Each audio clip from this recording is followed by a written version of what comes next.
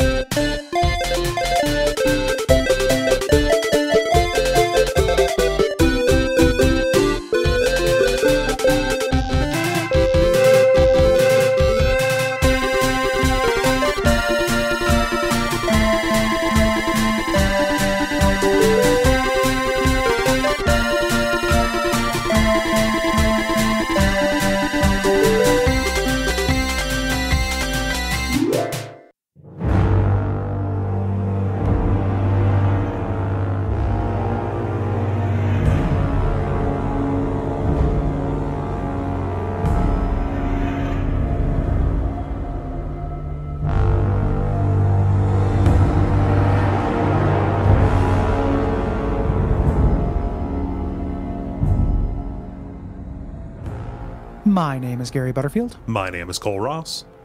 And you're listening to Watch Out for Fireballs. It is a Games Club podcast. And this week, on episode 300 of our show, we are talking about the final act of Dragon Age 2 and the DLCs for this game. Hey, Cole. Yeah. Cool. This is Sparta. You caught me off guard. Sorry. I shouldn't have taken a drink there. Damn those Persians. Oh, man. I hate those swarthy devils. Oh, I need to put that I'm Frank Miller, and my politics are disgusting. Let me put down my coffee here. That was you almost owed me a new keyboard there, buddy. Dude. Well, that's when it comes to 300. I mean, yeah. It's the guy gets in the pit. Uh-huh. Oh, yeah. No, I was playing Mortal Shell, and one of the achievements that was being dangled in my face was called This is Sparta, and it involved kicking a dude off a ledge. So, still alive and well. You know who likes that stuff when achievements do that kind of reference thing is Will. Does he? Okay. Yeah, we were complaining about it when we did Tyranny last year. Yes. And he was like, no, it's good when achievements do that. I'm like, what the fuck, dude? Who are you? But anywho, damn those bisexually coded devils in the Persian army. This is episode 300, a momentous day, Dragon Age 2. We're wrapping up our coverage. And next episode is our premium episode, which is going to be on Baldur's Gate Dark Alliance. Mm-hmm. Thanks for sticking with us for 300 episodes, everybody. I know it is a big milestone because of the way we apportion out episodes. We could make this a big milestone app. It's super great. I love doing the show. I think the big milestone one is a 303. Yes. Or 304 rather. Mm-hmm. I think is going to be our official big game. Kind of milestone game. Yeah. But this is, also has its charms. Mm-hmm. We're in Act 3 here. And after killing the Arishok, Hawk has been made the champion of Kirkwall and has become the most important person in the city. There are statues to you now. And the only person slightly more important or powerful is Knight Commander Meredith, who is kind of acting as temporary Viscount since the Viscount was deheaded. Yes, since his mama had a baby and its head popped off. Yeah, there was a big power vacuum and the Templars have stepped in, and this is not doing so great for the mages, who were already pretty under the thumb. Meredith was being unreasonable before, but now she is using her power to squeeze the mages harder, going after not only apostates, but also getting real suspicious about blood mages in their ranks. And of course, when you press down on people, they only press up harder. The mages have started resisting more, and the cycle has been escalating for 3 years. Yeah, it's like a McCarthyism. Yeah. kind of thing. Like, have you ever been known to associate with blood mages? Orsino, we start off the act. Orsino is giving an address on the Chantry steps, calling for Meredith to step aside for a new Viscount. And Meredith comes and has him arrested, which is a good way to deal with your political enemies. Like, you know, the beatings will continue until morale improves. And we just happen to show up. The beginning of this act is a little ramshackle. Like, why today? What is this? And we argue. We have a choice of who we side with, or we can attempt to be neutral. Here, I side with the mages because I don't think that we should be under martial law. Here, like, we're going to get to where this game makes it hard to side with anybody. But initially, it's, you know, Orsino is being pretty reasonable. About this whole thing. Like, this is not democratic, right? Like, a thing that the Viscount was talking about was all of this kind of just court politics about, you know, do I have a mandate from the people, etc. So, like, he was there because people wanted him there. And the fact that just the Chantry can come in and say, all right, well, this is going to be a military theocracy, that's not tenable. So I take that. I take that position as well. Yeah. And the Grand Cleric does the one thing she does in the game, which is defuse this specific argument. Yes. She pops up as the wise voice of centrism. Perhaps good things are also bad and bad things are also good, says the wise man. Saying that Orsino is unwise to raise the temperature and Meredith is out of line to call for violence. And she's, you know, she kind of consults with you, and we're on this train and things are just going to get shittier. Shittier. This is only going to get worse. And so this is the status quo that we have, the untenable status quo at the beginning of Act 3, which is pretty short. You do a mission for the Templars, a mission for the mages, just to like get a sense for their leadership style. And basically it's each of them trying to make a case to you, and then it draws to a hasty close. The first one that we get through a letter that is sent to our house is a quest called On the Loose, where Knight Commander Meredith has summoned me to the gallows, saying, hey, several mages have escaped, and they were helped by some Templars who destroyed their phylacteries, the vials of blood that would be used to track them. Kind of like that kept as leverage in case they go rogue. Yes. See this month's episode of Adaptation Decay. Yeah. To learn about the magic tracking device. So Meredith is basically having you do this as like to patronize you. Yeah. You know, to show you, like, if you go hunt down these people, you'll see how dangerous they are and you'll agree with me. This is the first time I played this, I played through as a mage, and it's super weird because she barely contains her rage for you, but for some reason, like, even before this, like, you know, yet now that they're the champion, it would be political suicide to try to arrest you. But even before this, she's just like, Dexter, I can't believe you're killing those serial killers. You know, like and I don't understand why she shows restraint against you, whereas she just calls for like war crimes unilaterally. Up until this point, it should like threaten you if you're a mage. I was playing as a mage this time, and you know, she's like, you know, I've looked the other way so far, but if you do not, it's like, okay, well, yeah, gumshoe. You're gonna get that Carmen San Diego. Yeah, it's a, you know, and this is, you know, again, this teaches you a lesson. You get the details from her assistant, which is a tranquil, and you can be like, oh, you have a tranquil as an assistant, and it's like, she thought I would be good at this, and it's just real dark shit to like have a robot slave, as an ex-mage. Like, this is so villainous. Meredith is so fucking dumb. So the first thing, we're going to go fight an elf with the name Huan. He's actually the original Japanese version. He was remade in America as the Hudge. Did that joke crack? Yeah, it did. I laughed. Okay. I laughed. Okay. Just everybody text 1 if that joke worked. But he's from an alien age, and he was married to a seamstress in Lowtown. We don't know where he is, but we know where the seamstress is, and we can go visit the seamstress. Yeah.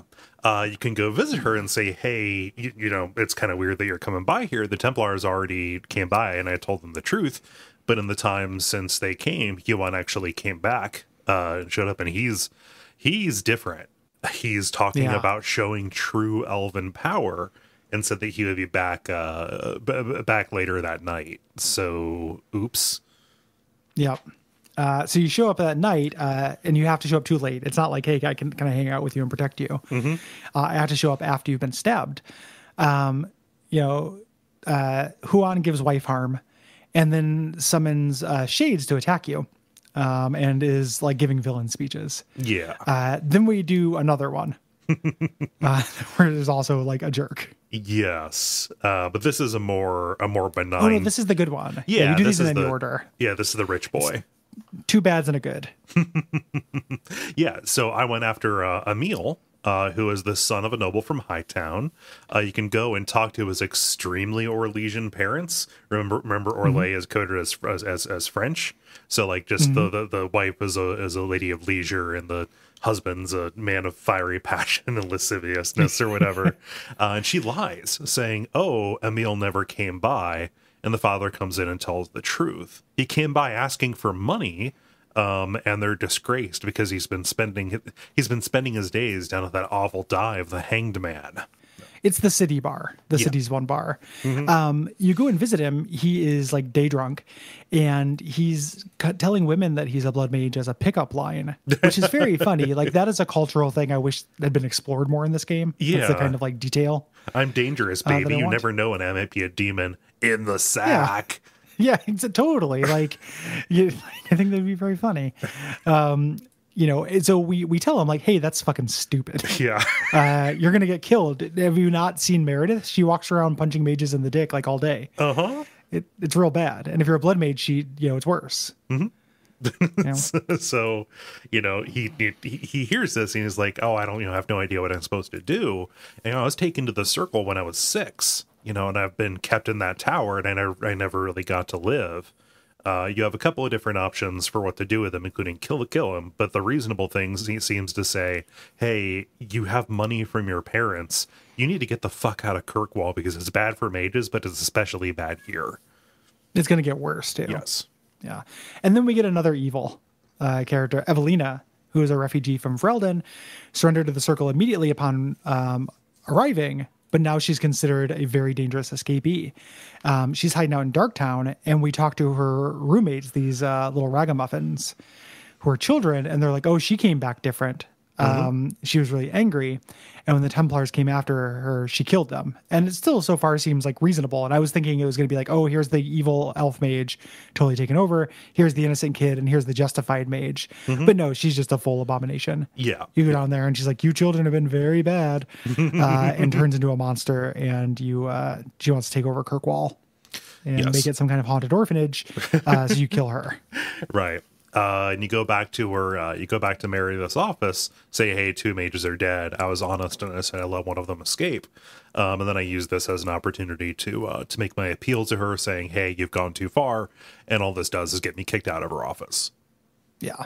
I told her that the last mage died just because I didn't want her sending out people. Oh, yeah. Hunting after, what's his head? Emil. But same results. Yeah. We also do a main quest for Orsino called Best Served Cold. I love that Orsino's office is right across the hall from Meredith's. The original Odd Couple. They have to like put a white line across the chantry to divide it in half for their sides. Like I was expecting them to fall in love like Jack Donaghy and the liberal woman he falls in love with. And, 30 Rock or something. But in fact, they both just turn into monsters. Right. Literally. Literally. Yeah. So, Orsino, one of which you can bring statues to life. So fucking dumb. Fucking end of this game. Oh my god. So first enchanter Orsino, kind of the leader of the circle here, he sends a letter saying, hey, I need your help. I've caught wind of some mages who are leaving the tower at night. Going out for night trips. He knows that there is some kind of plot to rebel, but he wants to resolve it quietly and also determine if they're using blood magic. He is not in favor of blood magic. It is this desperate measure that mages turn to that makes them extra susceptible to demons, but also like if they're shown to be doing this, then it proves Meredith right. Yeah. And this is the first mention of something that she can do called the Rite of Annulment, which is just killing every mage. Yeah. it's not really like the rite of annulment. It's just a massacre of a whole class of people. We go to the meeting and it's mages and Templars all hang out. They attack on site. So we don't get to talk to them, but we find a letter on one of them talking about a meeting place in a warehouse on the docks. We head there, and then Kieran, Templar, shows up and asks us to stop. Yes. He says, hey, we wouldn't have taken our hostage that we did if we knew that you were going to be the one who was coming after us, right? Like, all that we heard was, the circle was sending somebody. For me, they captured Carver. Who did they capture for you? Aveline. Aveline, who had no romantic interest, but had maxed out friendship. Gotcha. Okay. Yeah.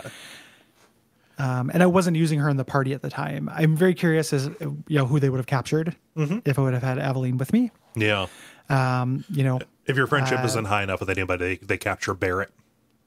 Oh, gotcha. Yeah. Gotcha. That makes sense. So we head over there. The conspiracy is being kind of assembled by this guy named Thrask to unseat Meredith before she declares open war on the mages. Yeah, this is the sympathetic Templar who was working with you behind the scenes to kind of do basically what you're doing here, like go and talk mages into having some sense. He has been radicalized into liberation, into an abolitionist here. Yeah, but of course, because there is no peaceful path. When we head out to the Wounded Coast to meet them, there are a bunch of apostates who have been raising corpses and doing blood magic. And we run into Samson, who was the one who originally almost stopped Fenrir's escape. He's abandoning the cause because the mages always turn to blood magic. Right. And they have. We go down to the beach. Our kidnapped buddy is unconscious on the ground. Thrask is there, and so is Grace, who is the right-hand woman of Decimus, if we recall. Yep. And Elaine, the mage who left Decimus because of his use of blood magic, if we recall them from Act 2.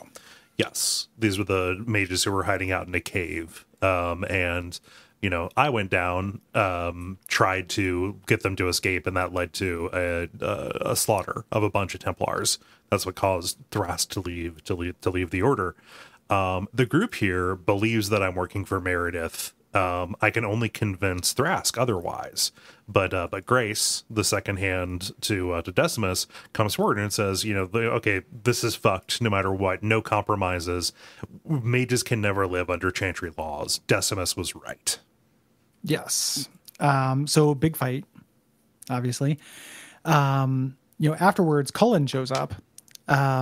And just kind of cements the fact that like everyone knows about this. Meredith knows about this as well. Like the fix is in by this point. Like you're just going through the motions for this whole thing. Yeah. Not only has Meredith already made up her mind, but you've given her everything that she needs to justify it. Yeah.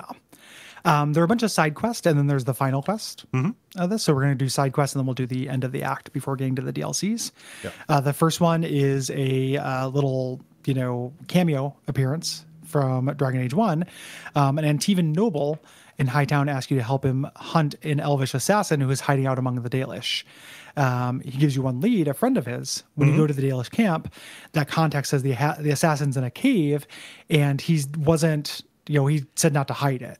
Right, he doesn't want the people to get in trouble. He said, don't try to hide me. Yes. Somebody comes, just send them my way. I'll deal with them. There's no reason the Dalish need to be slaughtered because of this. So you go up and go through the cave again. This is the Old Faithful, the Sundermount cave with the spiders and the big lizard spider thing, the four-legged. I forget what it's called. That one creature that had a name before, but now he's back. Apparently there's two. Yes. So. It's kind of the Jaws, the revenge kind of thing. I think it's its mother. Yeah, that would make sense. Yeah, make perfect sense. But at the end, who do you find but Zevran, the elvish assassin from the first game, who I didn't like there, but I think is fun here? I remember really disliking him in Dragon Age Origins because it felt to me like, and it's not, like this is not an identity that I can claim or anything, but it felt bi-baity to me. Like it felt like the kind of thing where like the way that BioWare's, everyone can have sex with everyone as part of a selling point. Like, Zevran always felt like that as a character to me. Yeah. Like he was there to hit on you regardless of your gender and talk about being bi, and that's cool. Like, I'm not into bi erasure or anything. It was just like this sexy assassin character was really obnoxious. Yeah. To me. And here he's a little bit more fun. He's a little bit more self-aware. Here. He says that he's, the guard hired him to be a crow, and the assassin, an Antivan crow, this order of assassins, the assassins are hunting him because he left the gang. Yes. And you can either you can fight him or dismiss him or believe him. If you believe him, you go to clear out the Antivan camp where you've been, double crossed, like you've been hired under false pretenses, and they drop the act, and Zevran shows up to help you fight. Which includes my favorite thing about Zevran is after you do the fight, when you talk to him, he goes, "Go pick up any loot that you want, then come talk to me again." And I was just like, "Thanks, Thank you, buddy." Yeah, then we'll teleport out. Thank you for being aware of the game flow of this game. Yeah, Zevran will only show up here if you did not kill him toward the end of Dragon Age 1. You have to have his favor up pretty high for him not to double cross you for coin. Also at the end of this, because he is this hypersexual guy, I had Isabella here. They have a history. And I was like, okay, this will be fun. I just kind of was, because I wasn't taking this seriously. I was like, what happens if I just lean into the sexiness of this, just go full gross BioWare? Like, you start, like, all three of you start hitting on each other, and I had Aveline and Anders there, and they were like, "Oh, I did not need to see that. Too much information." TMI. Check, please. Yeah.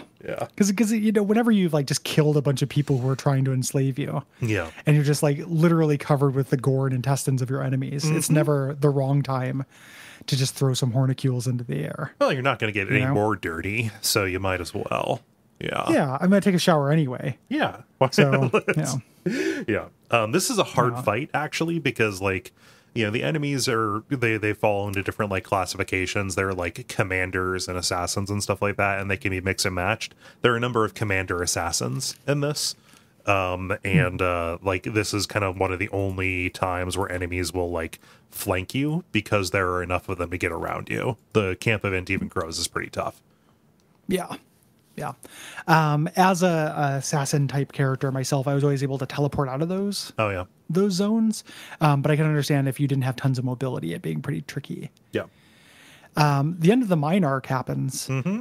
Hubert flags you down and says, "Hey, like a mine cart came back from the mines loaded with just dead bodies."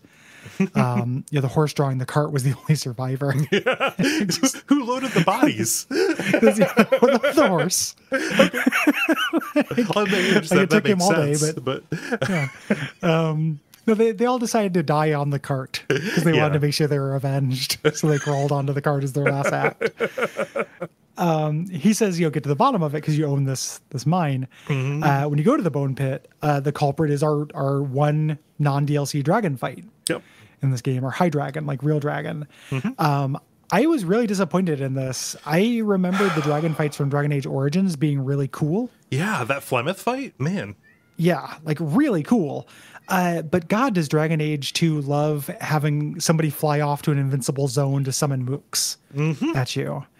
And we get more boss fights in these DLCs, and it happens there as well. Yeah. It's kind of their one trick, and I don't care for it. It feels paddy to me. Yeah. And it's very artificial. Like the reason why you can't get up to where he flies off is because a big flaming barricade just sprung into life behind you when you get down into his boss arena. When he's up there too, in addition to seeking these dragonlings and smaller dragons on you, he like coughs up meteors on you, basically, which are really like my companions were not doing a good job of getting out of the way of. No. Pretty consistent. So I had to babysit their health a lot. Like I found this pretty annoying. Yeah. It was more challenging than most of the fights. It took longer, but it wasn't like the dragon fights in Dragon Age Origins or Baldur's Gate 2. Yeah, where you're dealing with just a ton of spells, a ton of status effects, trying to overcome debuffs and things like that. Like really needing to use every single one of your abilities to kind of get past that to even begin doing damage to them. Yeah. Yeah. That's what you want. Like you want to be stretched to your limit, with a big kind of optional boss like this. Yeah. So, you go back to Hubert, and, because he's always been a piece of shit, he's more concerned about the fate of the equipment than the workers who died. He says, I can't pay you. And I give him a fuck you. I say, hey, it was never about the money. I wanted to protect Kirkwall and the workers, and we couldn't make that happen. Then he swears an Orlesian and leaves. So I like, if I was playing, Gary sarcasm instead of BioWare sarcasm in this, I think it'd be really funny to load up a bunch of mine equipment and tools onto a cart and then have it dragged back by like a pickaxe. So he'd care. I asked for the mine. He just gave me the mine. Oh, nothing cool. comes of it. I just wanted to own some property. Well, I was diversifying. Yeah, property is the only true wealth. Yeah. I want to be able to vote in this town. So there's a little side quest for Sebastian called Faith. We head over and meet him. He's arguing with the High Cleric in the Chantry because the mage conflict is reaching its boiling point, and the Divine has a secret agent, Sister Nightingale, who wants to discuss it. Yes. This Sister Nightingale, this is a pretty big deal. She is only sent out in order to do like dirty work, things that the Divine does not want to be seen doing. Yes. The High Cleric, she does not believe that they can convince them to stop this holy war. Basically, if this goes badly, not only do we have the Templars doing this annulment, but we definitely are going to have the broader Chantry leading a holy war on us, but we need to give it a try to stop it. Yeah. So they're in the Viscount's Keep. We head up there to meet her, and of course there are blood mages and demons, and we fight those because that's basically all we fight in this act. Right. Sister Nightingale appears and helps us, and it turns out this is a famous Dragon Age character. This is Liliana, from Dragon Age 1, 2, and 3. Yeah. And she's working for the Divine. And this is a weird, I didn't remember this from my first playthrough. This quest, I don't think I did. Well, I didn't do it because I didn't have Sebastian. Right. This is a DLC quest technically. The Blood Mages are part of a magic fraternity called the Resolutionist, and they're accelerationists. They're trying to incite rebellion within the circle. And she drops a lot of like interesting but frustrating things about the central conflict of Dragon Age 2. Like basically like there are outside agitators. Yes. Who are coming in. This isn't just something that's happening in Kirkwall. Like this is literally this conflict that's happening is being engineered from the outside as well. Yeah. And we only ever see it in the Kirkwall context. Yeah. So I mean, and this kind of ends up being, I mean, functionally the same as another late plot reveal. Basically, Meredith is not in her right mind. Where just like this is not really like an actual like discussion or conflict of ideology. Like no one has agency. Yeah. This is nefarious forces on all sides, which is really frustrating. Yeah, you can't really do an interesting political story when no one has agency. Yes. It's like essentially like everyone's whacked out of their minds on drugs. Right. Like would Lord of the Rings work if everybody had a One Ring whispering to them?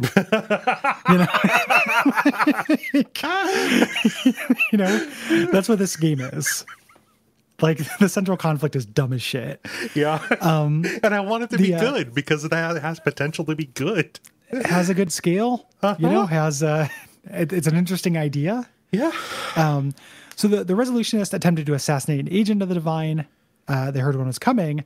So she's going to report back. It's not going to be good. The Divine sees this coming conflict as the biggest threat since the Canary. Right. And steps will be taken. And the Divine sends down word through Liliana that, High Cleric, you need to get out of there because we can't guarantee that you're going to be safe when we come a knocking. And by come a knocking, we mean with a battering ram. Yeah. Yep. But she does not want to leave. Right. Like, my place is here. You can't get her to leave. No. Like she can't leave. But depending on whether you encourage her or not, Sebastian will have feelings about it. Yes. And my opinion on this was like, it's literally your choice. You are a leader here. You have heard what your boss wants you to do and you're an adult. So that's how I felt. Yeah, Sebastian's kind of a jerk. Yeah, I don't like him very much. He's not a very likable character, and ranged rogue is like a position that only gets covered by one of the DLCs, or it's covered by 2 of the 3 DLCs, Right? but isn't part of the main game. So I can see him having Varric. a part in somebody else's party. Oh yeah, Varric. Yeah, I guess there are 3 ranged rogues, 2 of which are in the DLC. You're right. I forgot about Varric. Yeah. Fucking A. The next quest is Justice. This is the Anders arc in this, and like what happens with Anders becoming more of an extremist. Like people who are listening to this probably know what happens at the end of this game. Is something I was thinking about this is something that's really poorly served by the time jumps. Yes. In Agreed. this. Like the idea of him subtly turning into a more of insufferable and like Justice taking over. That's interesting and is buyable, but we just don't see it enough. We're just seeing these keyframes of the character turn. Right. And it ends up feeling like jarring and weird. Like this time around when I was expecting it, I was able to fill in more of the blanks. Like it's real weird. Like this time, the first time I played this, I was like, Anders is a fucking idiot. Orsino's a fucking idiot. Meredith's a fucking idiot. And this time when I played it, I was like, no, Anders makes sense, but the other 2 fucking suck. Yes. Like Anders is still an idiot and he's a monster. Like I'm not supporting his act, but he made sense from a character like equation perspective. Right. Right. Like we had seen the track being laid with Anders, and he's not that dissimilar from the others. People who again have no agency. He has Justice fused to him, and the line between them is both completely disappeared, and Justice has turned into vengeance. In all but name, basically. Yeah. The time skip actually makes a lot of sense because like you basically all of his development gets relegated to like exposition dialogue if you choose to see it. So, he can talk about like, I try to protect you from this, but I am doing an awful lot of work, with these resistance groups. And you just kind of need to take my word that we have our hearts in the right place. Right. Yeah. And it was extra hard because I was super good friends with them at this point, but nothing really happens with that. Like it didn't, it doesn't change anything because the plots of Dragon Age 2 have to happen, the stories. This quest, his personal quest here is you meet him in the clinic and he said like, hey, it was wrong for me to take Injustice. I've researched this Tevinter potion that'll exorcise this from me, but I need you to help me get the reagents. Yeah. One of which is salpetre or saltpeter. One of which is Drakestone.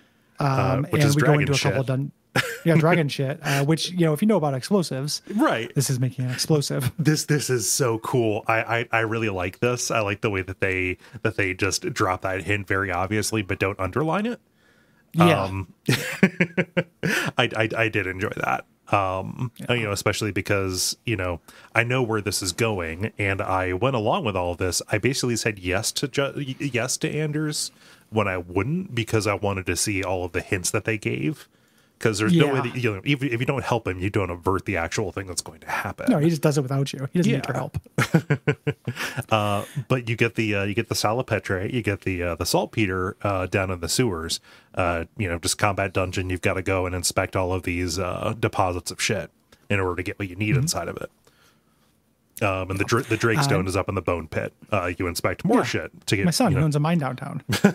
You go check that out. When you get back to the clinic, he says, there's one last thing you have to do for me. Distract the Grand Cleric so I can get into the chantry. And you're like, why? And he's like, can't tell you. And you're like, please, you have to let me in. I'm your friend. And he's like, no, just trust me. And this was, I was going along with it as well. Yeah. But also at this point, like nobody would. This is so fucking weird and artificial. Like if you're role playing, why would you go along with this? Like it's so silly. You go and you talk to the Grand Cleric, and I tell her the same thing. I was a jackass, but I was telling her to step in. It's like for the love of God, like do something. You have power here and you're not exercising it. Power is worthless if you don't do anything with it. Nothing happens, but Anders comes out and says like he's done. And the cleric says, you have a troubled soul. I hope you found a balm here. He's like, well, I left a balm here. Tiger balm. Not very subtle at all. A balm. So after this, you go back to the clinic, and Anders tells you, "Oh, you're a better friend than I deserve. And no matter what happens, no matter what happens to me, justice and vengeance are still going to be around." He is not talking about the spirit that is inside him. This was never about exercising that, but he's just kind of talking. Yeah, the die is cast. Yeah. Yep. And then later we can pop by and see a scene where he gives away his mother's embroidered pillow to Varric, which is suicide behavior. Yep. Giving away all your valued possessions is something you do when you have suicidal ideation. Yes. Tell me about No Rest for the Wicked, which I did not do because I did not have an Isabella. Yes. So you meet Isabella. For me, I met her at my house. Castian, the pirate king, who is out for her skin, is in town, but we don't know where. We need to settle this. And to do this, we have to draw out his right-hand man using Isabella as bait. So the idea is take her to him, act like we're handing her over, like we're sick of her. The right-hand man is at the brothel, and you have to make it look convincing when you do it. There's an option to just like beat the shit out of her, but I didn't want to do that. So I just kind of... I hope they wouldn't have her like that or something. Have her be like, ooh, someone's getting spicy. Yeah, that would be, I don't know that I would care for that. Instead, it was just like, I took the witty option, the sarcastic option, and just like, Isabella's like, wait, why did you, what? And the answer is like, surprise, fuck you. Yeah. And of course, she's a terrible actress about this, but they buy it anyway. And this right-hand man, Velasco, takes Isabella, and you have to follow this trail all over Kirkwall. You do a little Witcher 3 where you just go to the little shiny thing on the ground and then look and see where the next shiny thing is and go over there. Like you're picking up pieces of candy until you get to the docks where Castellan's warehouse is. Here you fight Velasco and his men and search the docks, and then you find plans that Castellan has drawn up to bring the slave trade to the free marches, where it is very much illegal and a real shitty thing to do. Castellan shows up and offers, makes a deal. Isabella, you want a ship. I'm ruined. I'll be killed if you take those plans and turn them into the authorities. I'm nothing without my ship, so I will trade you the ship for the plans. And instead of me choosing, I let Isabella choose, and she took the ship. So, yeah. Good for her. Yeah. Varric gets an ending to his thing with his brother. When we go to the Hanged Man, he's saying he sold the house that his brother had, but the new owner says it's haunted. So we have to go check it out and see if like Bertrand left behind a cursed object. If so, we'll smash it. Right. So we head there and things are like spooky. It really kind of like funnels you around. They're just like locked doors arbitrarily. Yeah. Until they're not. I want to like this because it's not just a combat dungeon, but it's pretty limp, I thought. Yeah. It ends with a boss fight against an ethereal golem in the main hall. Yeah. There. It's a fine boss fight. I like fighting golems in this.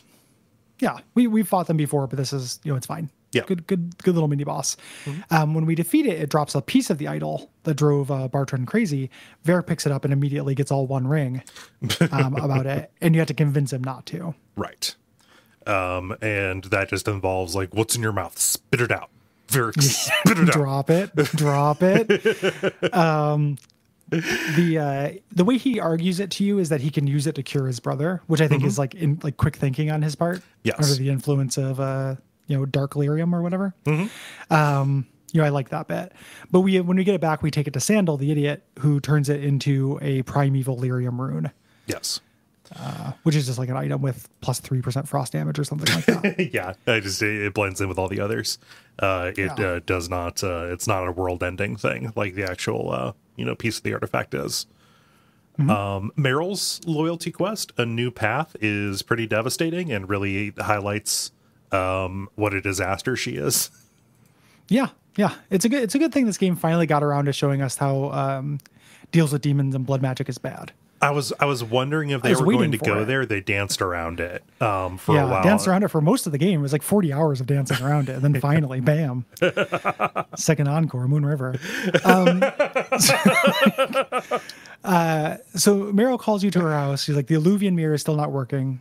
And the only way that she can think to finish it is to go ask the demon who got her started working on it.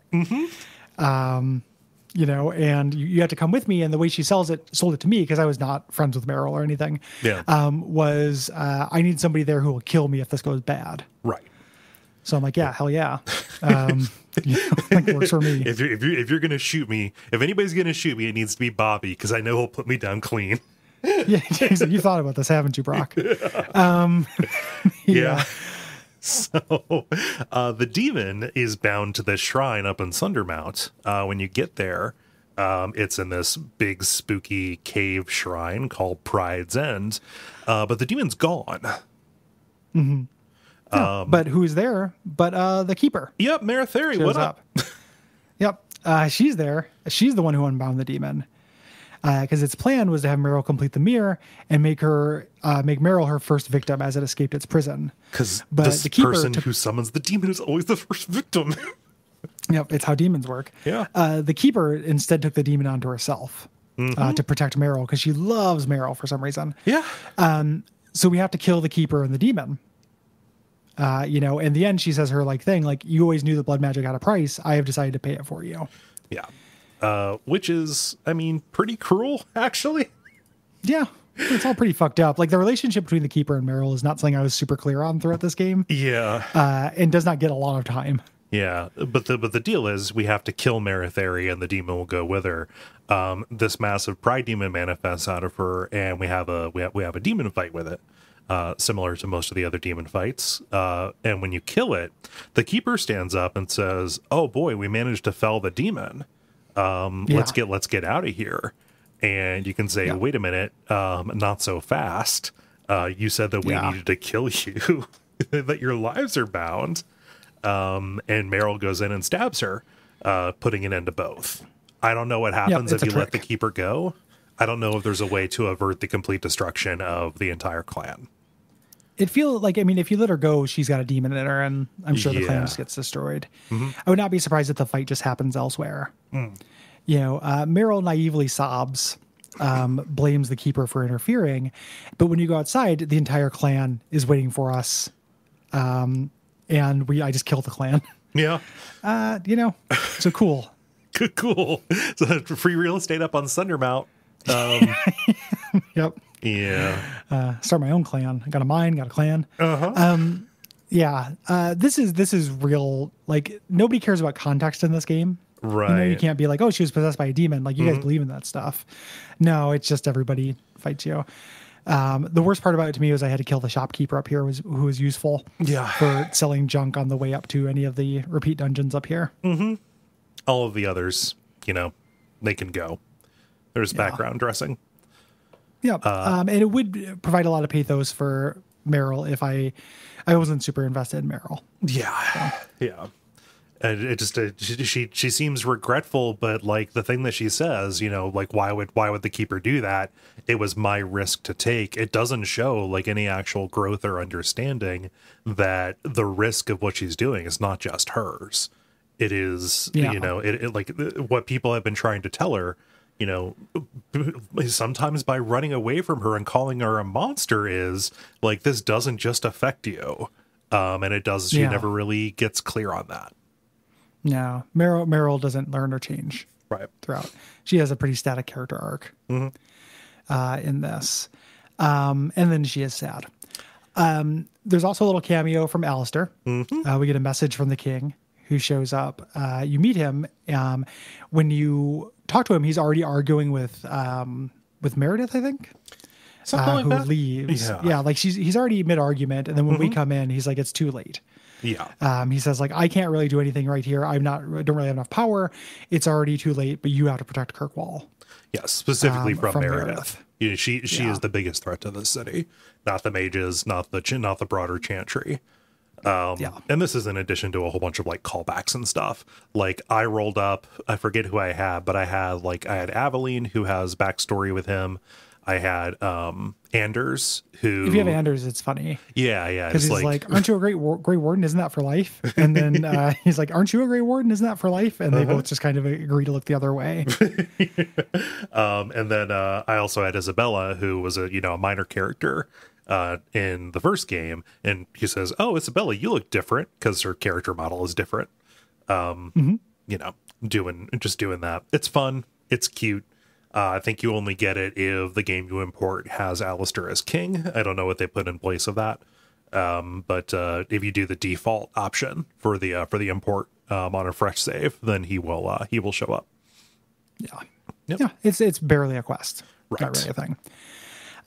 Favor and Fault is Aveline's quest here. Knight Captain Cullen sends you a letter saying that Aveline is to be deposed as captain of the guard because she's been coddling her men. Cullen doesn't want to be installed in her place, so he says, like, go talk to Aveline. And we let Aveline know, like, the rumors are flying. Yes. And she says, coddling my men, that's ridiculous. Like, let's go look at Donnick's patrol on the docks. Let's go on it, and we can prove that we're not coddling anybody. Because if I was coddling anybody, it'd be my bow. Yes. And you go and you fight off waves of coterie. Turns out every night on patrol in Kirkwall is just a fucking bloodbath. It's absolutely... The average man ends up with so many stains on his soul if you're in the guard of this. Like, your body count is in the thousands by the time you retire. Oh, God. Just a whole platoon of Nathan Drakes. Yeah. Imagine the sorrow of visiting Kirkwall and just like having to clear the rest of his schedule for the rest of his life. Ghostly bodies just choking the bay. Yeah. But you talk to Donnick and he says every guard claims the route that they want. The guard needs to pull and promote from the bold, not the reckless. Yeah, that makes sense. Yep. When we go and take this call and we're like, no, this is bullshit. He says, well, the complaints are anonymous and coming out of Lowtown. So we go there and a guard says, no troops are actually complaining. It's that old guy you deposed in Act 1. Yeah, remember 7 years ago? Remember 7 years ago, their old racist? Yeah. He's been hanging around for 7 years. Yeah. He's putting together a militia of xenophobes. And you roll in on him, basically throwing a straight up fascist rally. Talking about how foreign interests are creeping in and taking away what's yours, and talking about they've got elves and blah, blah, blah. Just really riling them up. And it's like, all right. He's literally doing stab in the back kind of stuff. These guys need to go. And we wipe him out.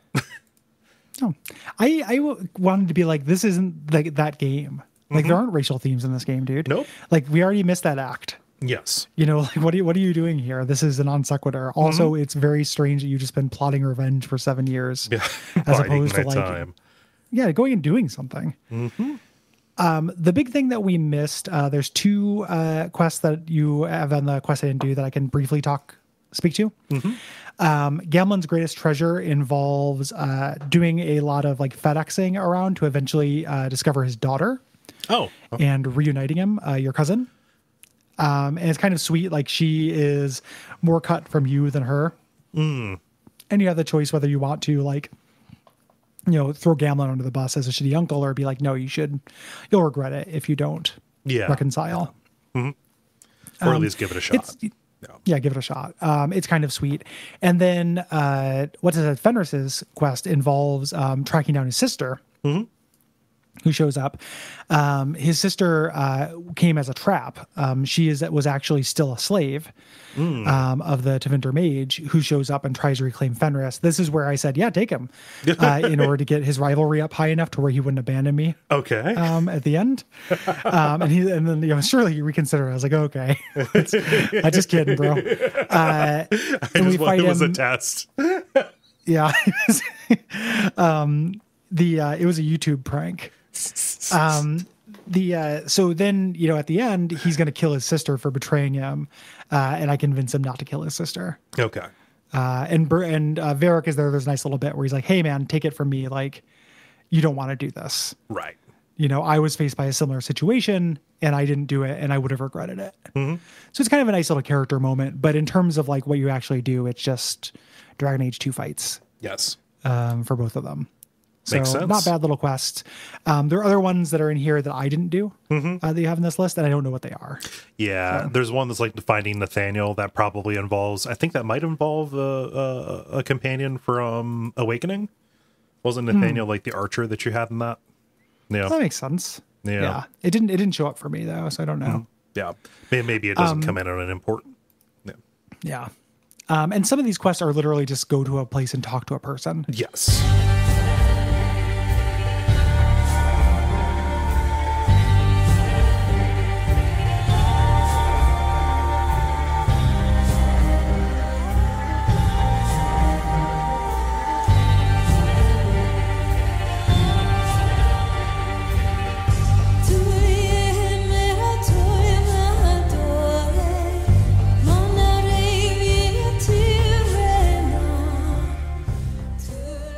You know, the real quest is called The Last Straw.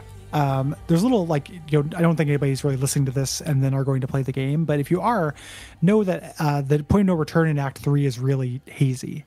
Yes. As soon as you take this quest, the area of the gallows is now an end boss zone, an ending zone. So you can still do other side quests as long as you don't go to the gallows. But because so many of them are like FedEx-y, you probably will.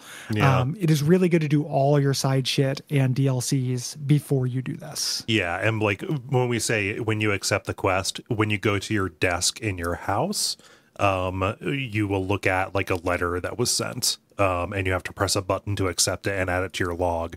That is the point of no return, is adding it to your log from the desk. Yeah. So this quest is Orsino sending you a letter saying, hey, meet me at the gallows. When you get there, a mage pops up and says, hey, Orsino and Meredith are arguing. Orsino stormed off to talk to the High Cleric, and Meredith gave chase. Like, this is the big argument. Yes. You got to go stop him. Yeah, so you go to the Chantry here, and you find Orsino and Meredith arguing. Meredith accuses Orsino of harboring blood mages, which he's been doing for literally the entire game.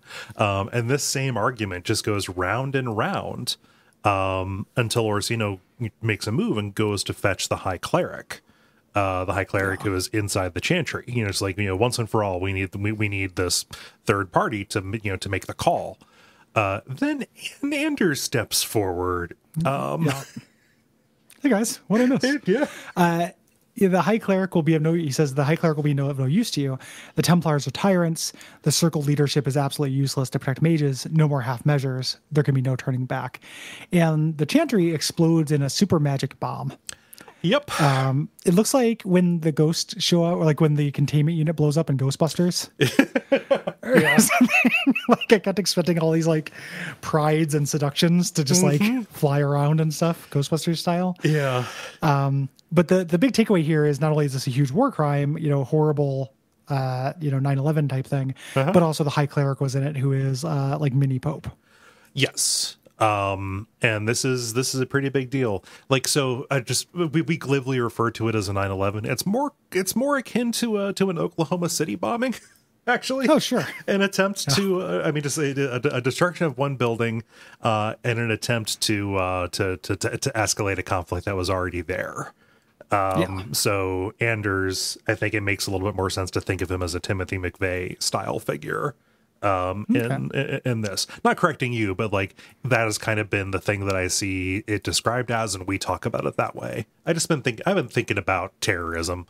So yeah, you know, well, we are at code light orange or whatever. I don't know what if we still use that. Yeah, but yeah, this is awful. You know, he is basically making it impossible to walk back from the brink, which we have been on for a while. He pushed everybody over. And I mean, this sucks because accelerationism sucks, because just because you're ready for it doesn't mean that, other people are. You are just hastening the slaughter of, thousands of people. Yeah. Real people will die from this. Yes. Like, it's the same kind of thing that people talked about, like, oh, it's good that Trump got elected because this is going to wake up a lot of people. And I'm like, yeah, but while that happens, a lot of people are going to be the victim of hate crimes, and like, there's going to be a lot of Proud Boys setting up sniper nests in my hometown. Yeah. Or like where I live, like, and the cops are going to look the other way. Like, that is a direct result of this shit. Yeah. It's not, It's not nothing. just a purely symbolic act, you know? Yeah, do not think of real life like you're playing Risk and, you know, you're just like playing it like Civ. Right. You know, like all the eggs matter. You don't just like make omelets willy-nilly. You have to Right. name every egg and think about the egg's family Yep. before you make an omelet. Sebastian, as our the quiet religious guy who goes nuts, character in this, breaks down. You know, he's praying, he's begging the maker, like, why would this happen? Orsino asks Anders why he did this, which is a great question. And he says, you know, I remove the chance of compromise. There is no compromise. And here's where everyone takes like the stupid pill. Right. Like, here is where this game gets dumb as fuck. And I hate this. Like, I hate all of the character choices and gameplay choices that are forced upon me at this point. Like, it is so dumb. I shouldn't need to keep Anders because he's the only healer. That's like, ridiculous. Like, I should be able to like send him to jail because not only is that where he belongs, that's what he was ready for. Like, yeah, he wanted to. Everyone is shocked when I spare him, including him. He's like, "What the?" It's like, I don't know if I can beat the Yeah. fights without you. Yeah, Meryl doesn't have the creation sphere, Right. And I didn't roll a mage, so I guess I'm stuck pardoning this war criminal. Yeah. You know, and you can make an argument about it. You say like, "Oh, he's going to be able to atone," and he doesn't want to atone. No. Like, this is so fucking dumb. You know, so Meredith like says, "Okay, that's it. Right of annulment." Everybody line up. Orsino says quite readily, like, "Hey, it wasn't a circle mage who did this, you dumb shit. It's an apostate, And which she we all never- agree is bad. Yeah, I don't like blood magic either, you dummy. It's so ridiculous. Like, her just being like, yeah, I'm just going to kill everybody because of this guy, and like specifically kill everyone in the circle. Yep. You know, it's just so weird and like poorly motivated and shitty. Like, yeah, you can make the argument she was waiting for an excuse to do this because it's what she really wanted. Yeah. And she is an unreliable actor because this game, you know, takes the political stakes out of everybody by making them being whispered to by demons and, you know, other forces. Right. But it just ends up feeling frustrating. Like, I'm not frustrated from a gameplay perspective because I couldn't get the good boy point Right. for making everybody happy. I'm frustrated because the people, like, this character did not get enough development and their motivation is stupid. And it's because of a magic dark rock. She has a shitty sword, and that's why this whole thing happens. Yep.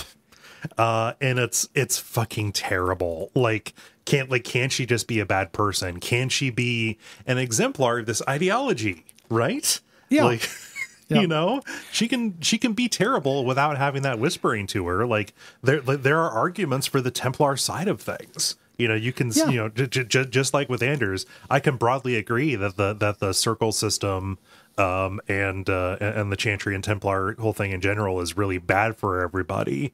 And not agree with what he did, right? Yeah. And what if, like, the right of annulment wasn't just killing every man, woman, and child? Right. You know, what if it was like, you know, putting up an anti-magic field or collaring all of them? Yeah. Or making them all tranquil or something. Like, if it wasn't so cartoonishly dark. Yeah. If it wasn't just know? genocide of people who happen to be born with this talent, right? Yeah. And the game has gone a long way towards being like, hey, most mages are blood mages. Right. But that's not true in the grander Dragon Age thing. That's this weird thing with Kirkwall, and because of outside blood mages being smuggled in Right. for accelerationist reasons, which we really learned from the DLC. But also it feels artificial because it's only in this game that they make that true. Yes. You know, if you play Origins or Inquisition, blood mages are rare and, you know, not that big a deal. Like, they're a big deal. There's like a quest about them, but the whole thing is not about them. This is the greatest, like, this is the exception. This is not representative of the real cosmology of this world. Right. You know, and like what happens here cannot be emblematic and like can't be determinative for the entire policy of the Chantry going forward. Right. Yeah.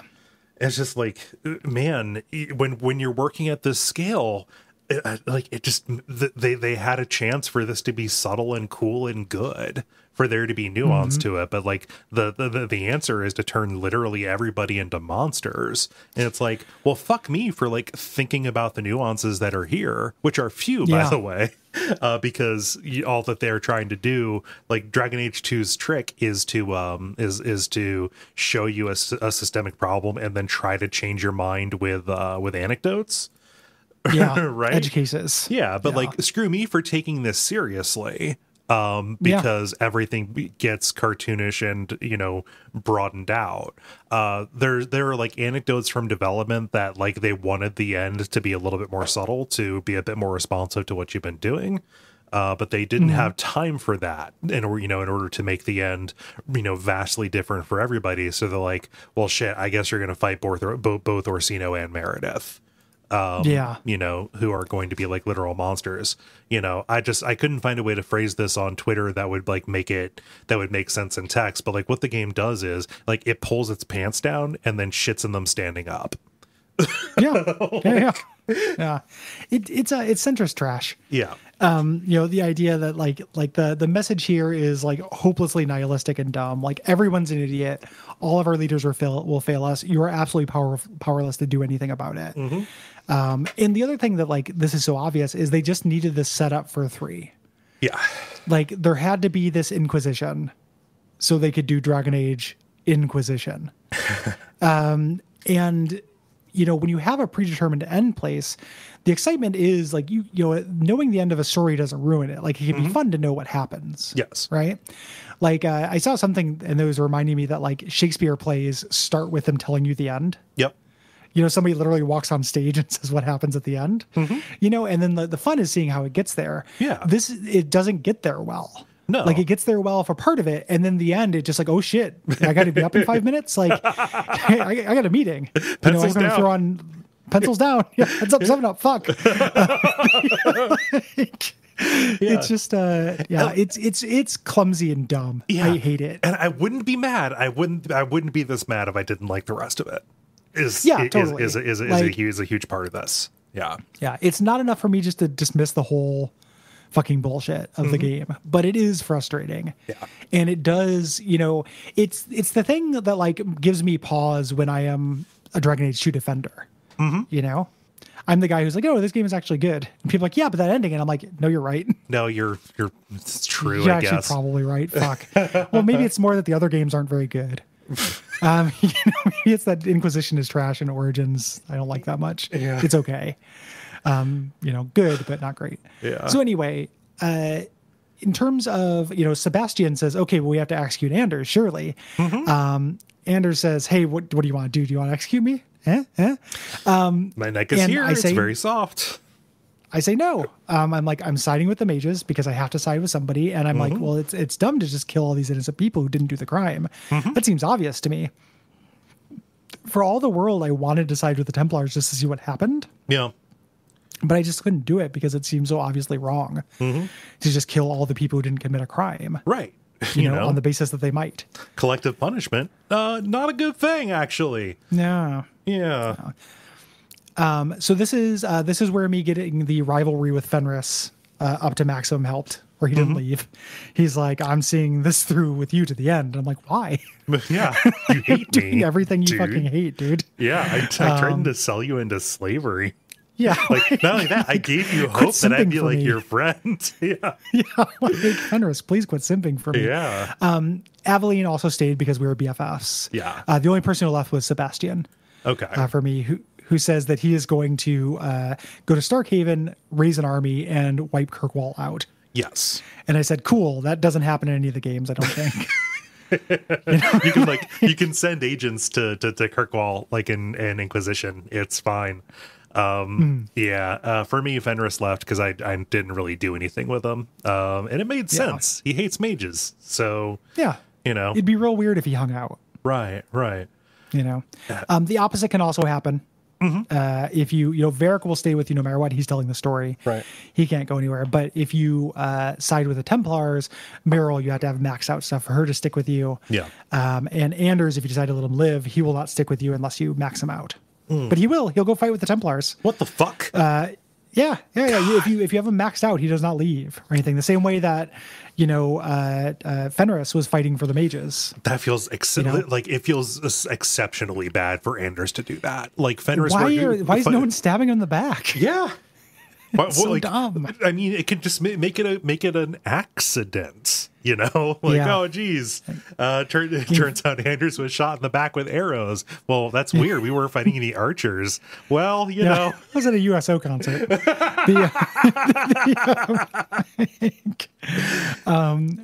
So this is dumb, and this starts the thing, where we're going to go kind of from zone to zone, attempting to get back to where the mages are while saving mages in the streets who are being killed by Templars. But also there's blood mages and demons, of course. Yeah. There can be a couple of scenes here, like when I was in Hightown, Carver saved me from an attacking shade.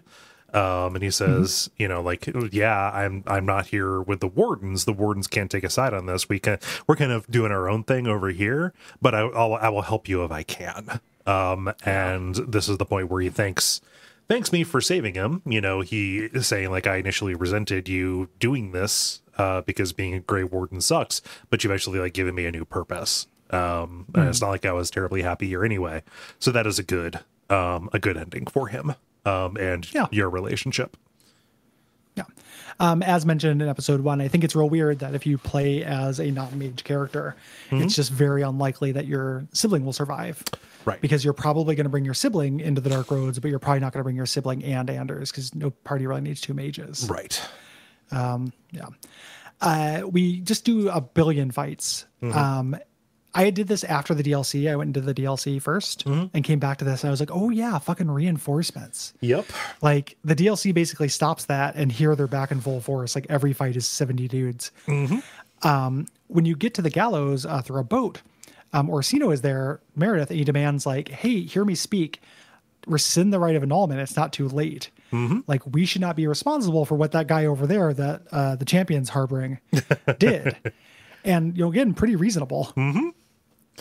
And she says, nah, the people want blood. You speak for the people? You weren't elected. And as far as I could tell, you were also causing chaos in the streets there. So, and like half your Templars were conspiring with mages to accelerationist this shit. And like, yes, nobody's controlled their house. So this is Orsino rallies the mages. We have a chance to say something here, but nothing matters. Right.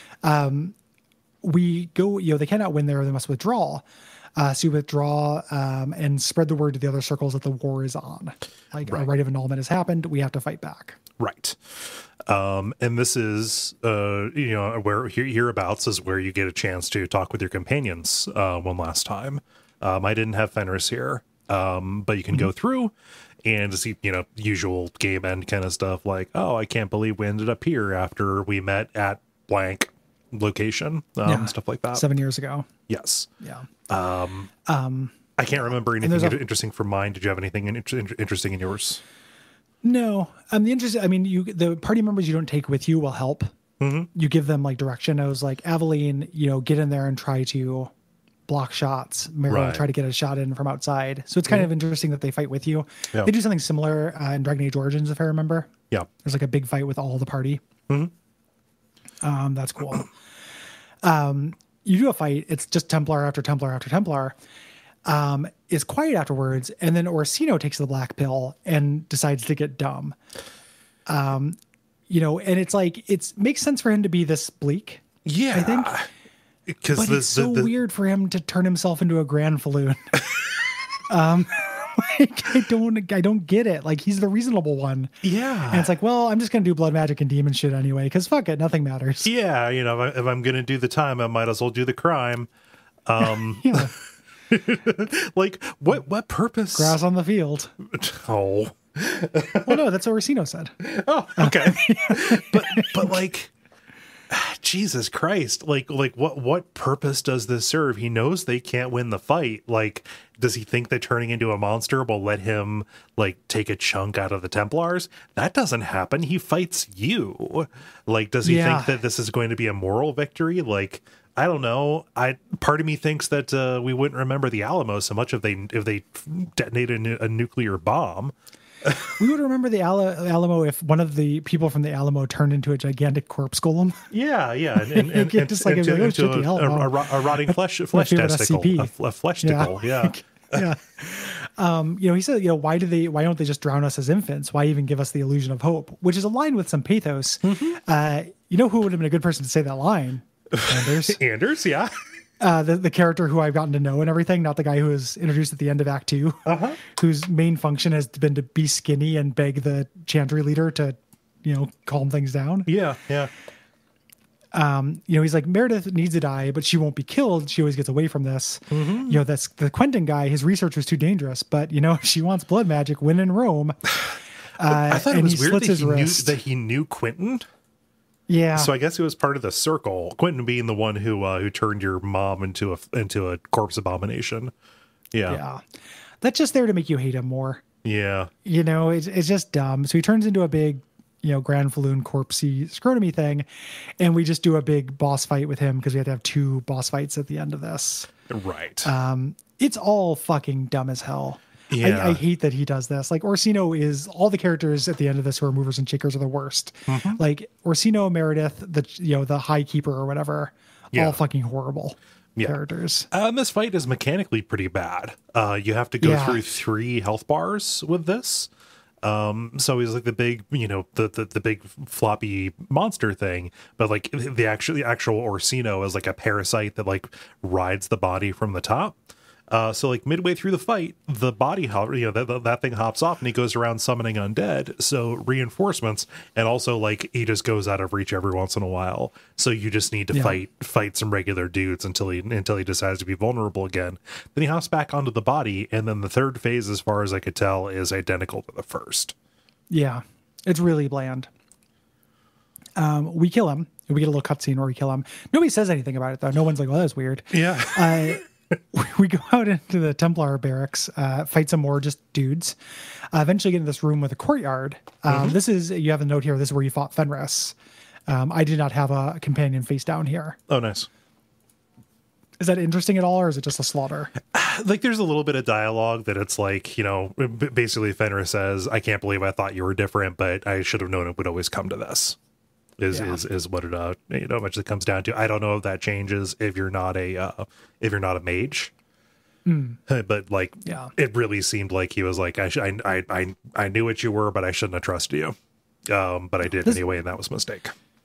Would have been a good point to fight Sebastian for me if he wasn't going to go home and but really Meredith pops out. And she's like, okay, not only do the mages have to be killed, but you had to be killed for associating with them. And Colin goes like, whoa. Like, that's not what he's the champion of Kirkwall, you idiot. Like, what is happening? And this is where the last and final like stupid pill of the game happens, where her sword is like a fucking sword from Soul Calibur. That's like a really good way to put it. Yeah. Like it's so ugly and dumb. She's got a big glowing dark lyrium sword. The idol, she bought it from Bertrand and turned it into a mind control sword that she decided to wield and turn her into a one-ring maniac. Yeah.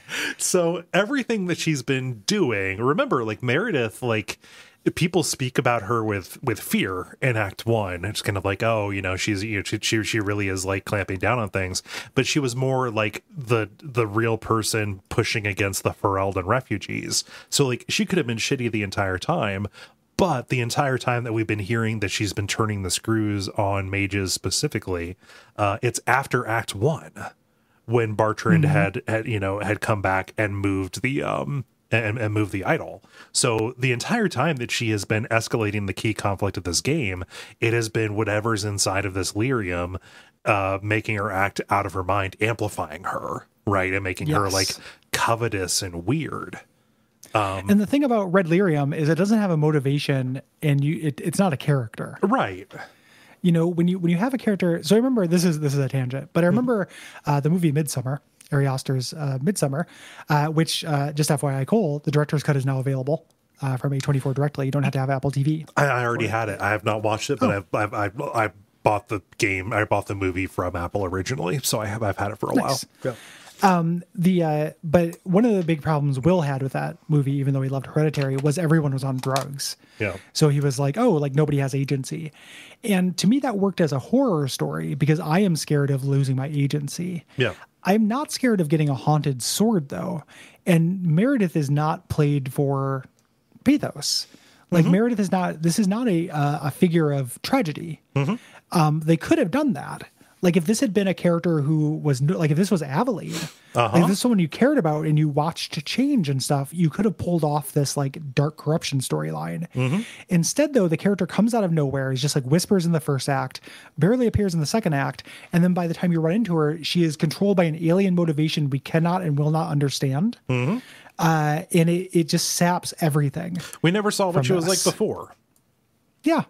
And we don't know what the red lyrium, like, what it wants or what it is, other than just being basically indistinguishable from blood magic and demon possession, which is why this is centrist trash, because it's basically saying no matter what side you take, you know, it's bad and you're bad. You idiot, you fool.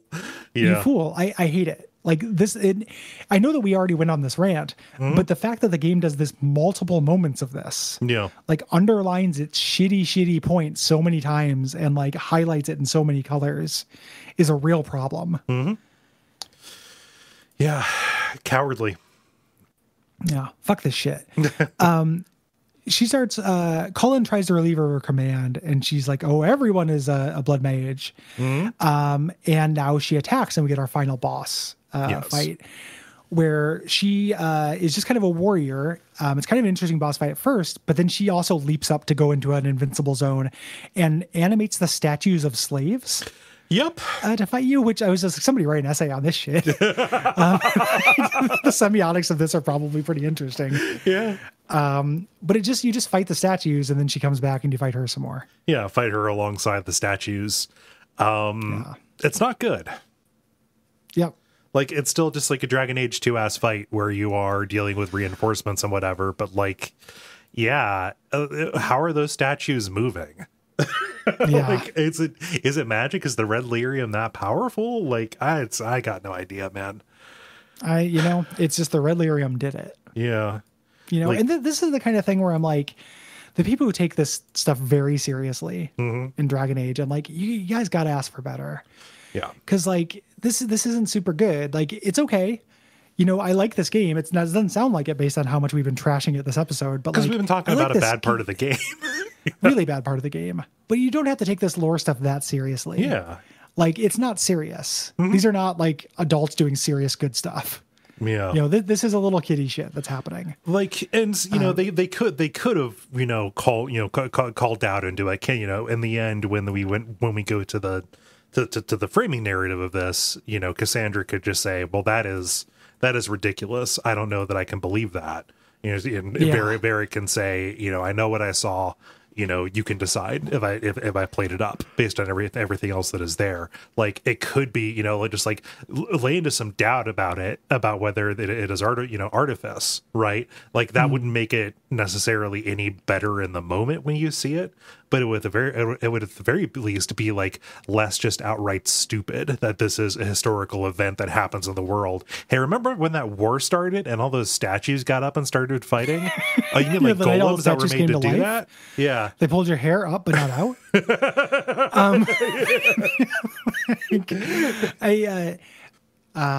It doesn't make a lot of sense, even if the Inquisitor didn't believe it. It's like we still played it. Yeah. It still happened. Right. So like, you could call doubt into how dumb this is, but also that would also just be admitting how dumb it was if you underlined it. There's no, I remember what I was going to say before. The thing that like capital G gamers get mad about this is they think this is a bad ending because your choices don't make a difference. Yeah. Like the big complaint about this is I tried to make everybody happy the whole game. And at the end of the game, not everybody is happy. That's good, actually. Yeah. Like you can do a story where it doesn't matter what you do. That happens all the time. Yeah. Like there are historical forces in play here that you as a single character, no matter how much of a champion you are, you're not going to be able to sway it. You can't change the river. Yeah. I'm the champion of my apartment. Yeah. It doesn't change pocket. But like you can, so the that doesn't really matter. You can do stories with that. Like one of the things that is like a hard fought piece of wisdom that I have in my 40-year-old boomer life is that like something I think about a lot is it doesn't matter if you're right. Mm-hmm. Like you can feel right and just feel like an immense amount of power from that. But ultimately there are a lot of situations in which it doesn't matter that you're right. And coming to peace with that, like I'm right, but it doesn't matter. Right. Is true. That is a true observation that this game could have done something with. It's not shitty because I put in the right amount of gamer bucks to get the good ending and didn't get the good ending. It's shitty because the characterization and storytelling is absolute horseshit bush league. Like that is why it is shitty. So fuck this shit. Yeah. So you kill her. She prays for more aid at this point, but the sword shatters. Its job is done. I don't want to animate any more statues for you. Yeah. I just want to make more lyrium, and so I'm gonna go do lyriums. Blows up, and it turns her into a glowing statue of primeval lyrium, which looks like Wolverine when he's covered in all adamantium. Yeah, I love that image so much. Also, what a shitty town square this is now. Going to the gallows. It's just like, oh yeah, that was the massacre lady. And also, before anybody asks me, like I know what the primeval lyrium is. Yeah, from the lore, I looked it up. Like I know when I'm saying it doesn't have any motivation. Can you lay it out? I'm saying for the effect of for the. It's like Titan blood or something like that. It's like these distant relations of the dwarves. This weird primeval race, and it's like their blood. Gotcha. Or something to that effect. It shows up in one of the Dragon Age 3 DLCs. Gotcha. Templars rush up to examine her, and we give them a like, don't fuck with us look, and we leave the city. And we get our ending here, which is pretty brief and slight. Yeah. No, honestly, little motion not comic. super satisfying. Yeah, a little motion comic slideshow kind of thing. The champion's name became a rallying cry for me because I ended up siding with Orsino before he turned around and did what he did. The circles around Thetis rose up. Well, I guess that was going to happen anyway. Shit. Yeah. Yeah. Had to happen. You didn't do that. You didn't do anything. No.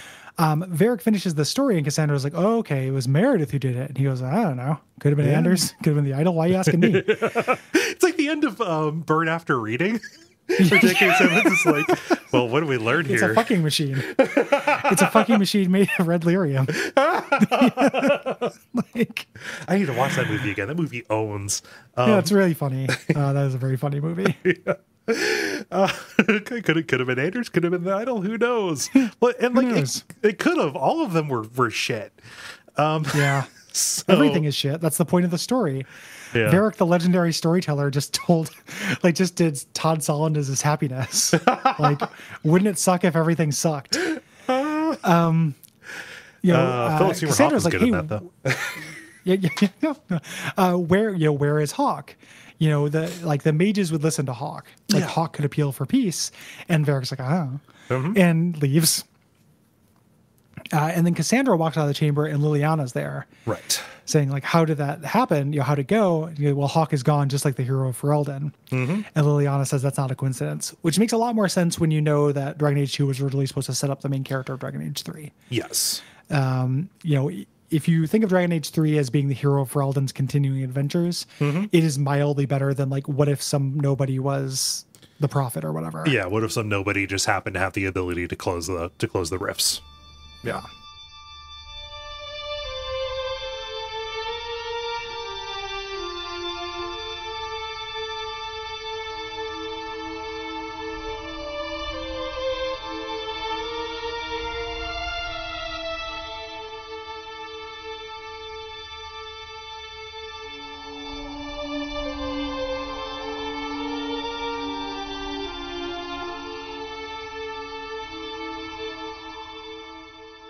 Fades. That is the ending of the main game. But there are DLCs. This time we went on DLCs. We're going to go a little quicker through these because there are some like side quests, but it's like they're all pretty dumb. Yeah, they're mostly just like little scavenger hunt kind of things that you do in the middle of them. Yeah. Yep. So we're going to move a little bit quickly through these really quickly before we get into that. The DLCs, you also get a marketplace. Oh, called the Black Emporium the Black Emporium. Yeah. which is me. It's like run by this old cursed man who is like rotting but still alive, who makes a lot of jokes with you. It sells a bunch of game breaking equipment. And it allows you to recustomize your character, which for me was really good because I was able to make my character grow a longer beard in every act. Got it. The first length I had his chin clipping through it in cutscenes. So like Sir Clipping Beard, the champion of Kirkwall, finally grew out an old wizard beard and looked okay. Nice.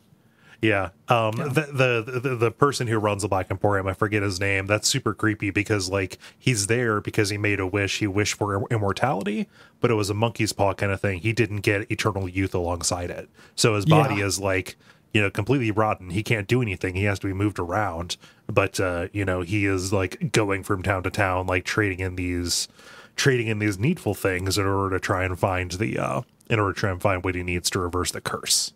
So yeah. Yep. Some good body this horror. also gives you the ability to get a summon a dog. You just can put a dog on your hotbar, and whenever you pop it, a dog pops out. Yeah. We mentioned that's not nearly as good as the dog in Dragon Age 1. Like, it doesn't have a skill tree. It's not controllable. It's just a bonus dog. Which you have. There are also a bunch of caches of really high level equipment for you and your companions.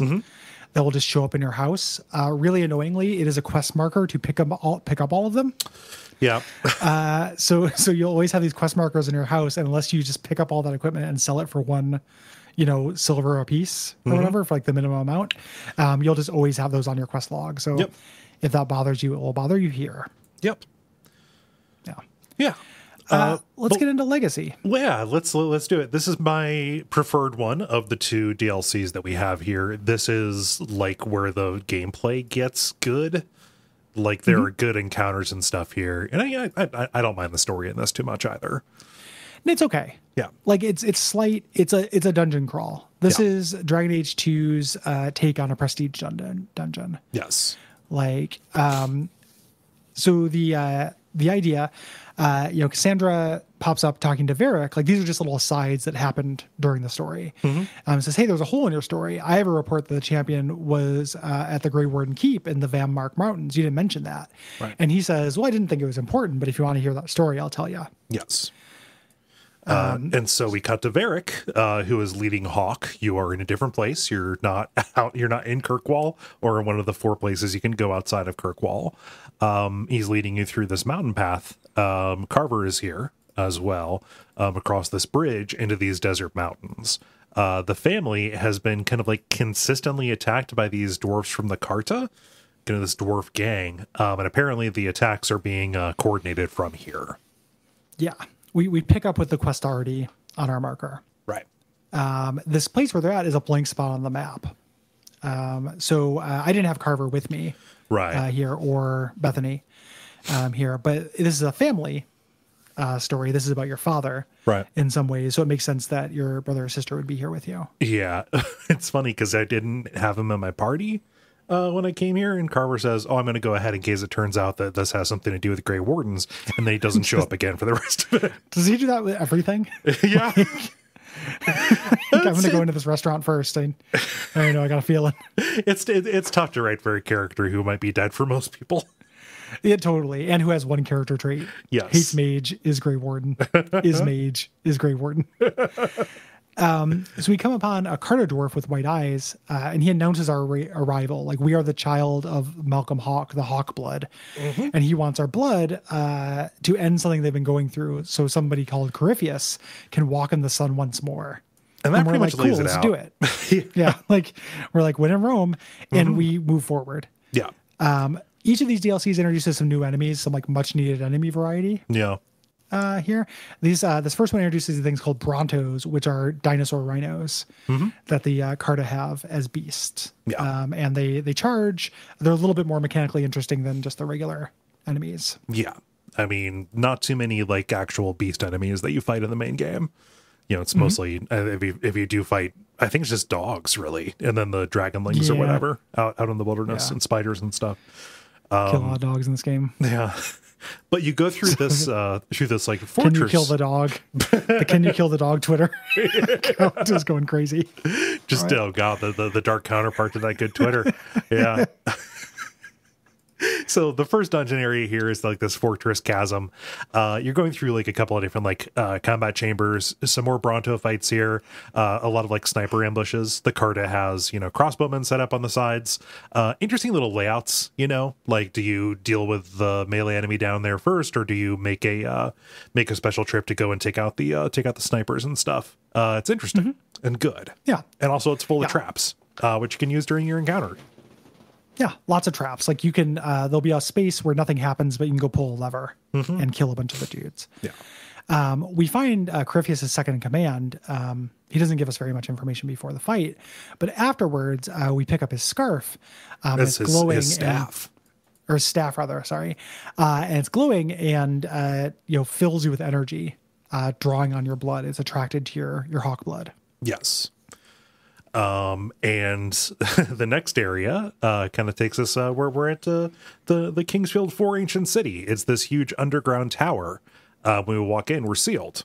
This is Corypheus's prison. Something has been built here to keep it in. Yeah. And we run into our main NPC of this guy named Larius. We got to camp out on this guy. Larius? Yeah. That's pronounced? Yeah. We had to camp out on this guy for a second. He looks like the clone of Dean. That's made out of all the Dean corpses. He does, yeah. Like he's balding in the weirdest spots. He has this real mange. weird zombie. He's got a lot of weird mange. He's got this really weird zombie gait. That he has. Like I kind of hate Larius. I like Larius. I was really over Larius every time he showed up to kind of like hint and limp. Yeah, just like this is dumb. Ooh, I am here. Nobody goes to the old hawk place. Yeah. So what Larius is? Larius was a Grey Warden leader. Grey Wardens, in order to fight the Darkspawn without being corrupted, they need to go through this ritual where they drink Darkspawn blood. And kind of like take the taint into them. This is something that gives them nightmares, like the archdemons call to them from beneath the ground. And like no Grey Warden dies in their bed. If they live long enough, they eventually hear the calling and they wander off and go into the deep roads to be with the Darkspawn. And they turn into something called a ghoul. Down here. This is what Larius is. Larius has been called down here by Corypheus, we're going to learn. And he is fully ghoulified, but he has kind of retained more consciousness than most will. And he is here to speak to us in riddles, telling us that really the only way out is down and through the heart. So there's no sense trying to open the door that locks behind you. Like the only way out is through, basically. Yes. Yeah.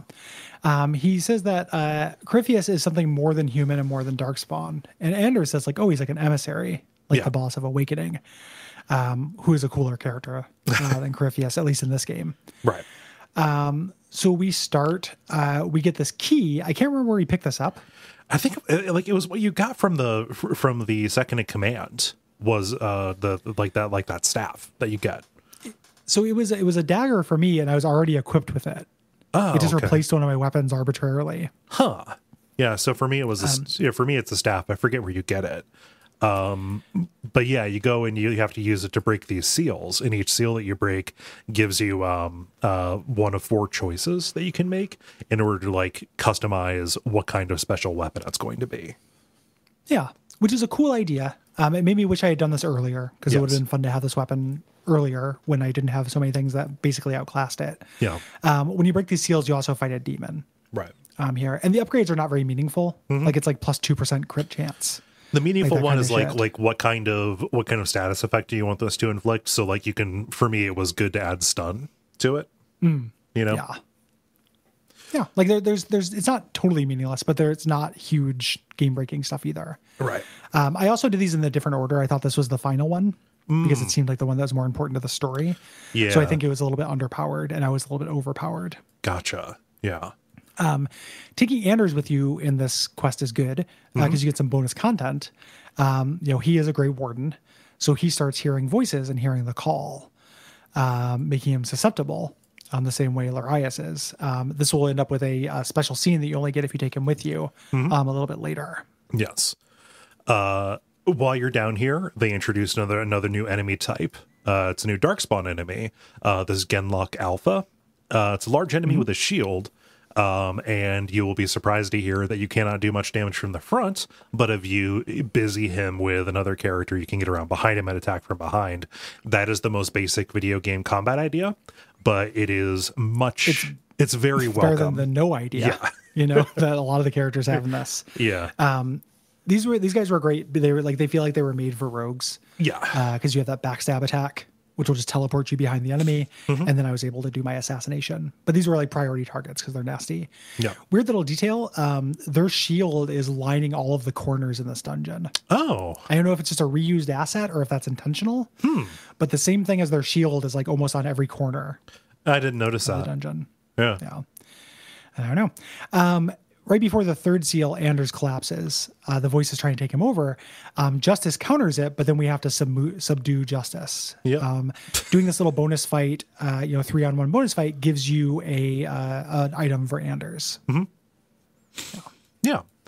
So it's nice. I like that. Just occasionally your friend starts to glow, and you have to hit him until he doesn't. Stop it. So after you do this, Larias warns you, saying, hey, we have some Grey Wardens who have breached the perimeter. They've got their own special Grey Warden door. He says, do not trust them. They are agents of Corypheus. They want to bring him the light. This goes against what you would expect. The Grey Wardens, yes, they are like the Brotherhood of Steel. They're not looking out for the good of everybody. They're doing kind of their own thing, but you would expect the Grey Wardens to be here to put down the ancient threat that Larias is talking about, and you would expect Larias to be the one who is interested in waking it up. Yeah. So they show up here. They're around a corner, and they're like, "Oh, you're here." Malcolm Hawk made sure this prison withstood some terrible accident. Your dad did this. And that's why you can unseal the things. Their leader is Senior Warden Jenica. She explains that Malcolm was brought in to use his untainted blood to reinforce these seals. And that needs to be done every once in a while to kind of re-up your anytime bloods. Yeah, to keep the seals going so whatever is in here cannot get out. She starts explaining that the old wardens were wrong. She says that Corypheus is an opportunity and not a danger, and they're down here to speak with him because he is this emissary, because he is this thing that is in between. She believes that it can be reasoned with, and that, it will go back and we can start actually learning what the Darkspawn want and what the archdemons want and stuff like that. And Anders, if you have him here, he'll recognize oh, fuck, no. The architect again. That didn't work last time. Let me tell you the tale of the architect. Yeah. But she says she can do it because she has a spell to bind. I'm special. Yeah, I'm special because I can deal with the demon. Dragon Age 2.text. Larias shows up and says, no, don't trust him. They're under Corypheus' sway, not like me. They're the ones that sent the Carta here to bring you. And Janica's like, yeah, I did that. And I don't know who's signing with Janica at this point. Again, this is a choice, but what's up? Yeah. Who's doing that? So it gives you a choice of who to side with, and then it gives you new information to kind of test that. I side with Larias. And Janica immediately 6 more Carta people on me. We get into like this puzzle room fight where there are energy beams that periodically turn on and off. And afterwards you have to turn these devices to make these 2 energy beams join. It's real perfunctory and real Zelda-y. I think that it was just put in here because what is a dungeon crawl without some bullshit like this? We had to have some kind of puzzle in this whole game, it's real limp. It's not Towers of Hanoi, luckily. Yeah. We run into the wardens again. Janica uses magic to revive a darkspawn warrior and a bunch of mages that buff him and protect him with magic. So we do this fight. There's a little side quest here where you can do a tribute to Jumat. Oh, one of the old gods. The ancient god who was built down here. Is that where you get the how you get the optional boss fight or whatever? No, you get that through upstairs, like in one of the Carta areas. There's an orb you can pick up, and then you bring it to an older Carta area. I didn't know about that optional boss fight until today. I was researching this, and I watched it on YouTube. It is the second dragon fight in Dragon Age 2. Oh, it looks like a real nightmare. I mean, So it looks really, really tough. Is it like a straight up like dragon fight, or is it like the dragon fight from the that we just talked about, where he goes away midway and summons buddies? It's a mage that summons buddies who then turns into a dragon. Gotcha. He summons like this absolutely ridiculous number of skeletal archers. Up there. The YouTube I watched of it was somebody beating it on nightmare mode without pausing. Oh. And I didn't realize like no pause was a like category of Dragon Age 2 challenge stuff, but I guess weird. It is. Yeah. That'd be really frustrating because I'm almost always trying to like use skills that are not in characters' hotbars. Yeah. Yeah, I pause all the time. Yeah. But anyway, so yeah, you can do that. You can also just defile his thing. Like he's an old evil god, and nothing happens. You just get XP for doing it. So yeah. So you reach the prison tower, and Jenica says, "Hey, it's too late. We've already done what we're here to do." And also, it's kind of funny that you sided with Larius, given what happens, back when your dad was involved. Your dad didn't have a choice about whether or not to cooperate. We found him. We knew he had the ability. Larius, as the leader of the Grey Wardens, took your mom hostage while she was pregnant with you and threatened to kill her if Malcolm didn't cooperate. Yeah. Which would seem like the kind of thing your mom might have brought up. Yeah. That's like, hey, remember the time that I was kidnapped? Yeah. You were there. I don't want to make a habit of it or anything, but just look out in case I get some roses, Yeah. So this allows you to change your mind, but also like, Jenica's a monster and she's trying to make a deal with the demon, which the whole game has taught me doesn't work. Yeah. I'm like, okay, like that we'll sucks. That sucks, but that was a long time ago. That doesn't change who's right about this demon. So I guess I'm going to stick with my guns. Yeah. Yeah. Yeah. We fight them. It's fine. You go break the last of the seals to free Corypheus in order to slay him. And he appears and he's disoriented. Yeah. He's an incredibly old looking kind of like half darkspawn guy. And he's talking about things that like as if we are in the ancient Tevinter. Yes. Like he's like, no matter who you are, you'll bow to a magister. And he prays to Dumat, one of those old gods who became an archdemon. And basically this is a big Dragon Age lore bomb. One of these stories that the Chantry tells about how the Darkspawn showed up was that mages went into the golden city of the Maker and were cursed. Anders thinks this is just propaganda. Like, of course, like it's on the mages. Yeah. But this is basically saying, no, it's true. Yeah. Like we led this expedition and we got this power, but I was, basically I am this way because of what happened there. Like this is an actual historical fact. It's not a fable. Yeah. Yeah. The idea behind a bunch of people finding the city of God and coming back cursed, that's pretty cool. Love it. I wish it was more in the forefront of Dragon Age lore. Yes. Agreed. Like I'm into that. The golden city of the Maker, like that's a cool idea. We just don't spend very much time on it in the Dragon Age lore. Yeah. And, so I never did this DLC before doing Inquisition. Corypheus is the big bad of that game. Yeah. And I had until the DLCs, which the real big bad shows up.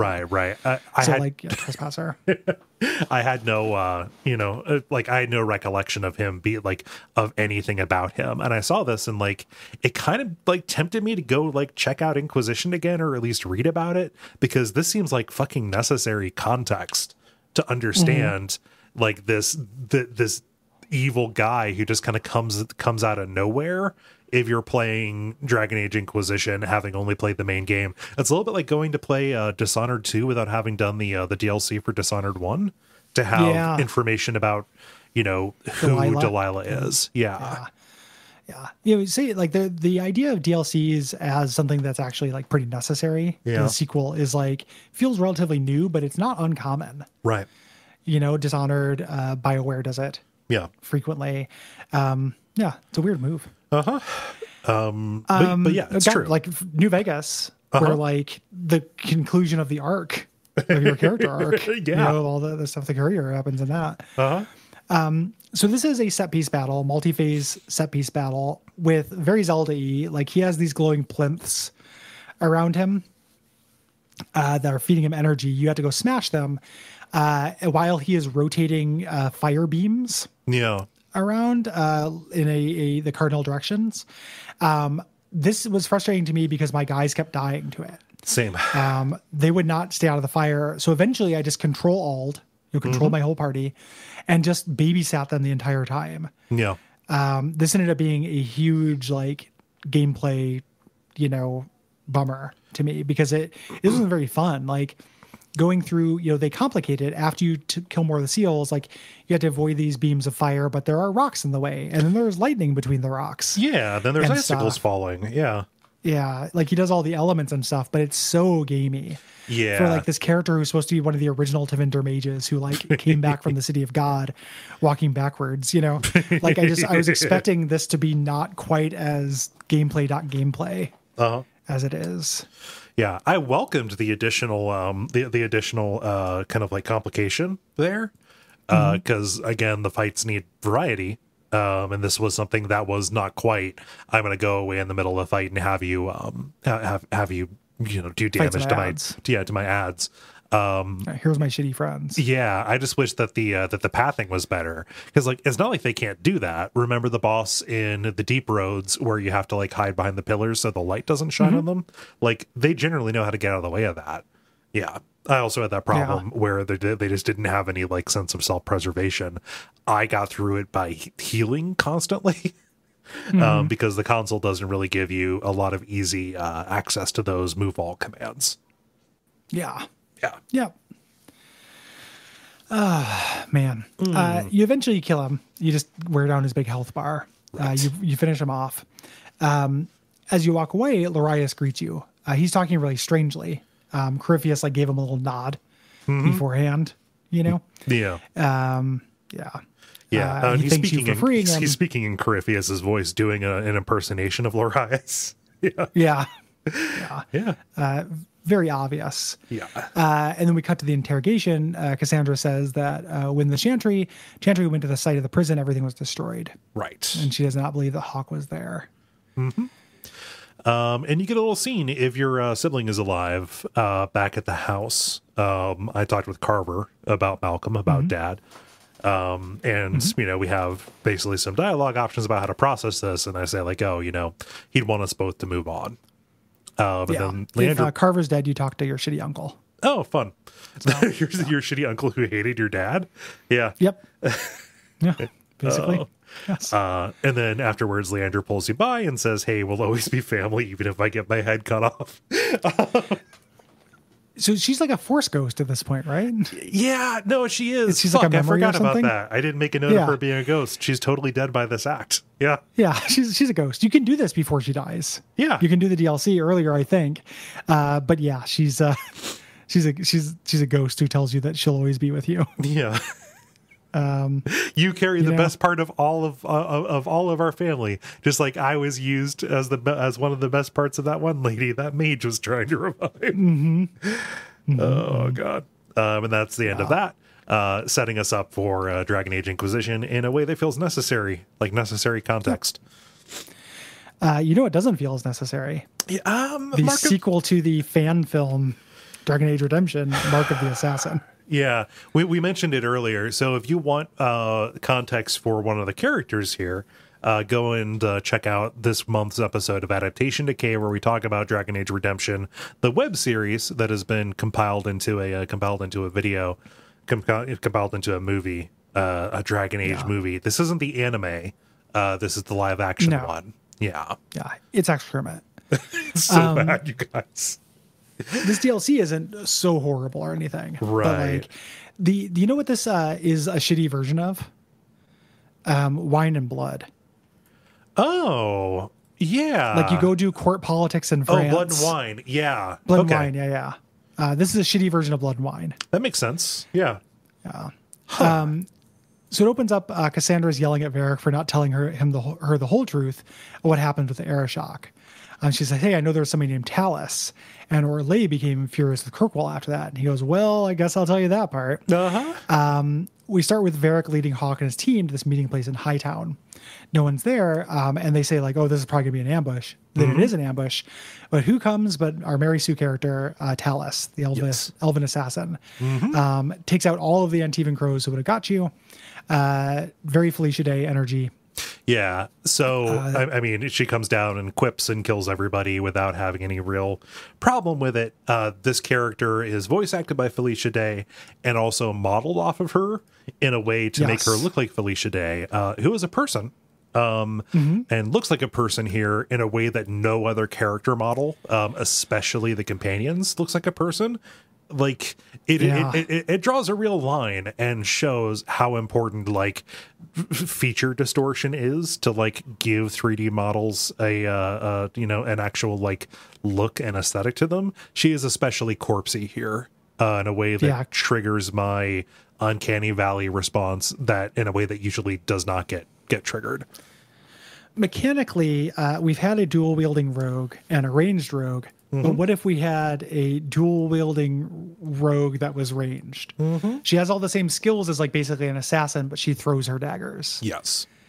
Is her whole kind of gimmick. And she's a companion you can only have for this quest, and then she leaves. Yes. So she heard that Varric's friend was going to extend you an invitation to this Orlesian party at the nearby Chateau Haine. And she says, hey, like, accept that invite and help me steal this jewel that belongs to me. Right. Which I decided to do because I was doing the DLC. Yeah, I'm on board. I need to play as a curious person. So we get a motion comic cutscene setting this up. This jewel that she is having us go after is called the Heart of the Many.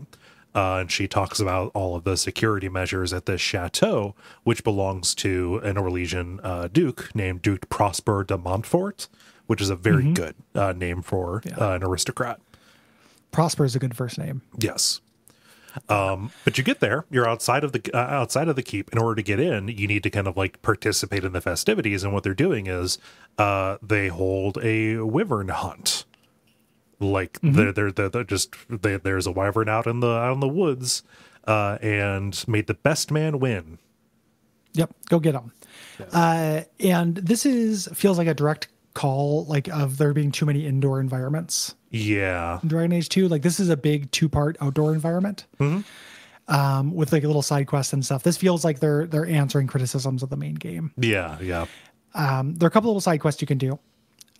One is called the Sky Cult, where there's this scholar that you have to rescue from Ghast, who are these new little critter guys. They're so goofy. Well, why are they so goofy, Gary? They're little bubbas. Yeah. They're just little nuggets. He was looking for this altar built by the Sky Cult. And he gives you these papers, and you can go and do this now. You can do this beforehand. This boss fight for me was harder than anything else I did in the game. This was a bonus boss. The arcane horror, like the Sky Master or whatever you get here. Like it could basically, I mean, for you, was he handing out instant death coupons for everybody? Yeah. What the fuck happened? Yeah. Like I was like everything in this game is balls easy. Why is this guy not? I ended up actually turning the difficulty down because I was sick of Dragon Age 2. Yeah. At this point, like I was just like, I just need to get through this. This is an optional fight. You don't have to do it if you don't take their like artifact or whatever. If you just take their treasure, it doesn't appear. Right. So you can just show up there and just take the treasure. But yeah, this is really, really hard boss fight in a really small arena. Yeah. Pretty rough. There's another side quest here, the Missing Hounds. There's this hunter that you find who is missing his dogs he had sent out there. You can find one that has been poisoned and then go back and report to him where his dog is.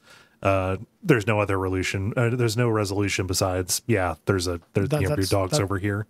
Yeah, there is. Is there? If you gather, there's a guy at the camp who tells you about a cure for the wyvern poisoning. Okay. If you go and get all the ingredients for that, you can cure the dog. Oh, well, I feel like a dick. Well, you have to do it before you find the dog, though. Oh, weird. Okay. Yeah, it's weird. I didn't do it either. I just read about it. Yeah. The basic concept of this is going around picking up like reagents to summon a wyvern, and depending on how many you get a different size of wyvern. You can fight a regular wyvern or you can fight a super wyvern. This changes the reward you get.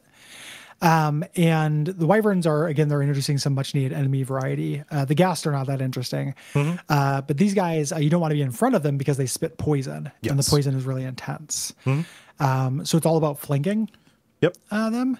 They are fine and fun. Yeah, it's a good fight. I'm happy that you don't just do one. Yeah. But afterwards, like Count Pernicious Quisling or whatever shows up and it's like, that was my kill. Mine. I paid to rig this. It's mine. It's like little Richie Rich. It's like Francis from Pee-wee's Big Adventure. Totally. Yeah, Francis shows up in his gigantic bathtub.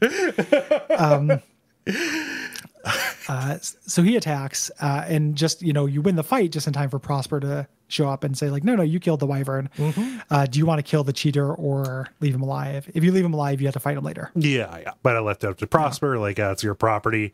It's your game, whatever. Instead, he just gets kicked off. But this lets you go into the mansion for kind of your just high court intrigue and subterfuge kind of section of this. Yes. He gives you a prize for the hunt, which is a wyvern leather belt. Depending on the size of the wyvern you killed, you get a better belt. Cool. And he shows you Chekhov's pet wyvern. Right. Who will fire by the end of the DLC. And then we're at like a party, like an Orlesian culture party. We have to get the key. This is like a comic relief section. Yeah. With plenty of adorable moments.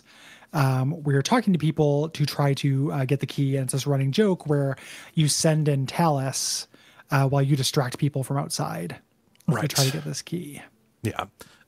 Eventually, like, she tries to seduce the Duke's son, Cyril, but he's not taking the bait, so you go in instead. Because I was playing a female hawk, I think the idea was like, he just doesn't like elves or whatever. I don't know what happens if you're a male hawk, but regardless, I end up like knocking him out just to take the key. So yeah. Whatever. We're going to be out of here anyway. This is going to turn into a disaster. You go inside, you unlock the door here, and a guard is about to alert everyone when Talus hits him in the throat with a knife, and then she immediately is regretful of having killed this person. And this introduces like the complication that they're trying to add to Talus's character. We have seen her kill everybody. She is an assassin, right? She's killed people in battle, but she is distraught at the fact that this could have gone another way. Yeah. One of the ways it could have gone differently if she didn't throw a knife into his throat. Yes. Because it's not like there aren't like gases and poisons and non-lethal stun options and stuff in this game. Then in a totally perplexing move, we are in a long involved stealth section where you can choose. You can say you want the direct approach and just stay in the Dragon Age 2 engine, or you can switch your character to this weird little like stealth character with cooldowns. Yeah. Your stealth abilities. It's so fucking weird. I was, on one hand, like, I chose this, like, it gave me an option just to fight it through. But on the other hand, I was like, some variety. Cool. Yeah. Forgetting that stealth in non-stealth engines is universally bad. It's pretty dumb. Yeah. It's not as bad as it could be. Like, it's pretty gentle. The checkpointing is really good. Yeah. Checkpointing is really good. When you get spotted, you just show back up and Talus yells at you. She can just teleport around. While you're doing this, you can be doing your side quest of this. Depending on which companions you bring with them, they all have a collect a quest. Yeah. In this, it's really weird, like the way they did this. Like they wanted to tie your companions into this, and every one of them has like 6 objects they want from this mansion. Yeah.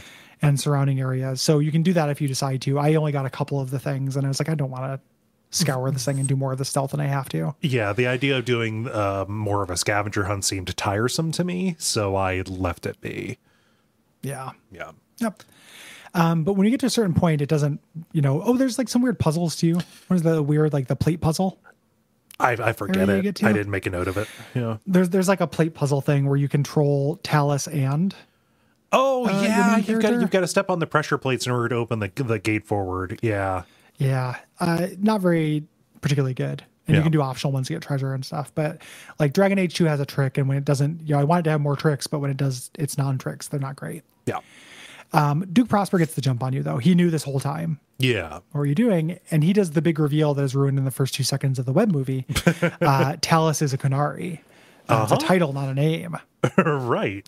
And this calls into relief something that it like is alluded to in the base game, but is, like we've never really like had to deal with a named character. That Kunari, like, yes, those big gray horned guys, we call them Kunari, but Kunari is a religion. It's not just an ethnicity. Or yes. a species. I don't know. In this, she is an elven worshiper of the Kun, and the Duke here, the Duke lured her here but before the target could arrive, and now he'll throw us in the dungeon. No, but like her actual target has never been in danger, which is like, wait a minute, what? The jewel was on its way. We need to have some talks. Yeah. When you get thrown in the dungeon, she tells you about this, and the Heart of the Many, this gem, is actually not the gem. It's this internal group that she's part of. Yes, the Ben Gesserit. Her target is this guy named Salit, who's on his way to the chateau to sell Kunari's secrets to the Duke and their legions. And she's like, this will be a disaster, not just for us, but for everybody. Yeah. Who lives near the Kunari, like, you want to help us with this. Yeah. So the idea is that, like, the names that he is selling are Kunari agents like her who are spread out throughout Chantry-held lands. And yes, they are absolutely, working for the other side of this broader conflict. But, like, also there are friends and family on there. Like, innocent people are going to be hurt because of this. Like, we can't have that information going into the hands of somebody who is going to misuse it. Yeah. Yep.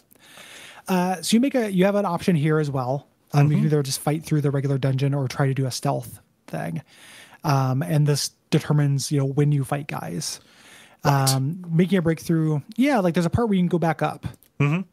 Oh, weird. The thing. Huh. Yeah. I didn't do that. I didn't either. I went through the stealth option, and I imagine you do that because it even says like, we're going to be leaving the keep behind if there's anything you want to get there. Yeah. If they're like the 6 swords you want to get for, Aveline, grab them. I was kind of a little bit done with it because I ended up having that like long discussion with Talus about the Kunari religion, where she is like completely insistent that it is better, but like brings up things that she contradicts constantly. Is a thing about it, and like just in a way that like, oh, your beliefs aren't falsifiable. Like, why in the fuck am I siding with you? I don't think Talus is a very good character. No. We leave the dungeons. We fight the Duke's bodyguard, who got a weird intro scene and stuff. And she's like, you can either leave or you can help me fight Salit, which I decided to do. Yep. Because it sounds like he's a bad guy. You go out into the wilderness. The Bratty Noble shows up again. You fight him, and then we fight this huge chain of Talvashoth on our way to get to the ruins to find the Salit. When we get there, he is the deal is already happening. Yeah. He's handing over the scroll to Prosper, who's really furious. Like, it's just a list of names, but he was told it was a weapon. Right. Not understanding. Which is weird for an Elysian count not to understand like how valuable spycraft is. Yeah, the Elysian game. One of the thing about Elysia in this. Yeah, the one thing about it. Yeah. Yeah.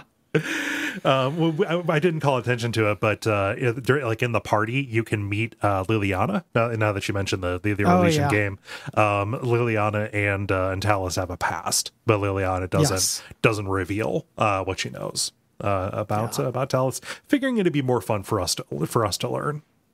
Yeah, that's for our fan fiction to write. Right. This conflict comes to a head. And the fight begins because Prosper shoots Salit with this green substance, and his pet wyvern eats him, and then we get our boss battle for this, which is Prosper and his wyvern, and then Prosper riding his wyvern. Yes. Prosper is able to use that like wyvern spit gun to like mark you as a target, and also it'll put poison on you. This is pretty tough. Yeah. it ends up like depending on how you do it. Like if you get the spit on you, it's kind of a blessing because you run around and your enemies will just plink. You know, like you will have the wyvern's total attention. Yeah. You know, so as long as you know not to stay still, if you like take control of whoever gets spit on. Yeah. And then don't stay still. Like it ends up being actually pretty easy. Yeah. There's also it ends with a cinematic thing where he charges at you because you have the spit and he falls on the edge of the cliff. You can actually make this happen during the battle as well. Oh shit! Really? To get a bunch of free damage. Nice. Yeah. Just kind of toro him off the end. Regardless, when things end, when you defeat Prosper, he is dangling from a cliff. Talus has gotten the scroll of names, and it's up to you to decide what to do with Prosper. Because I'm playing Renegade Hawk, I just decided to stomp on his hands.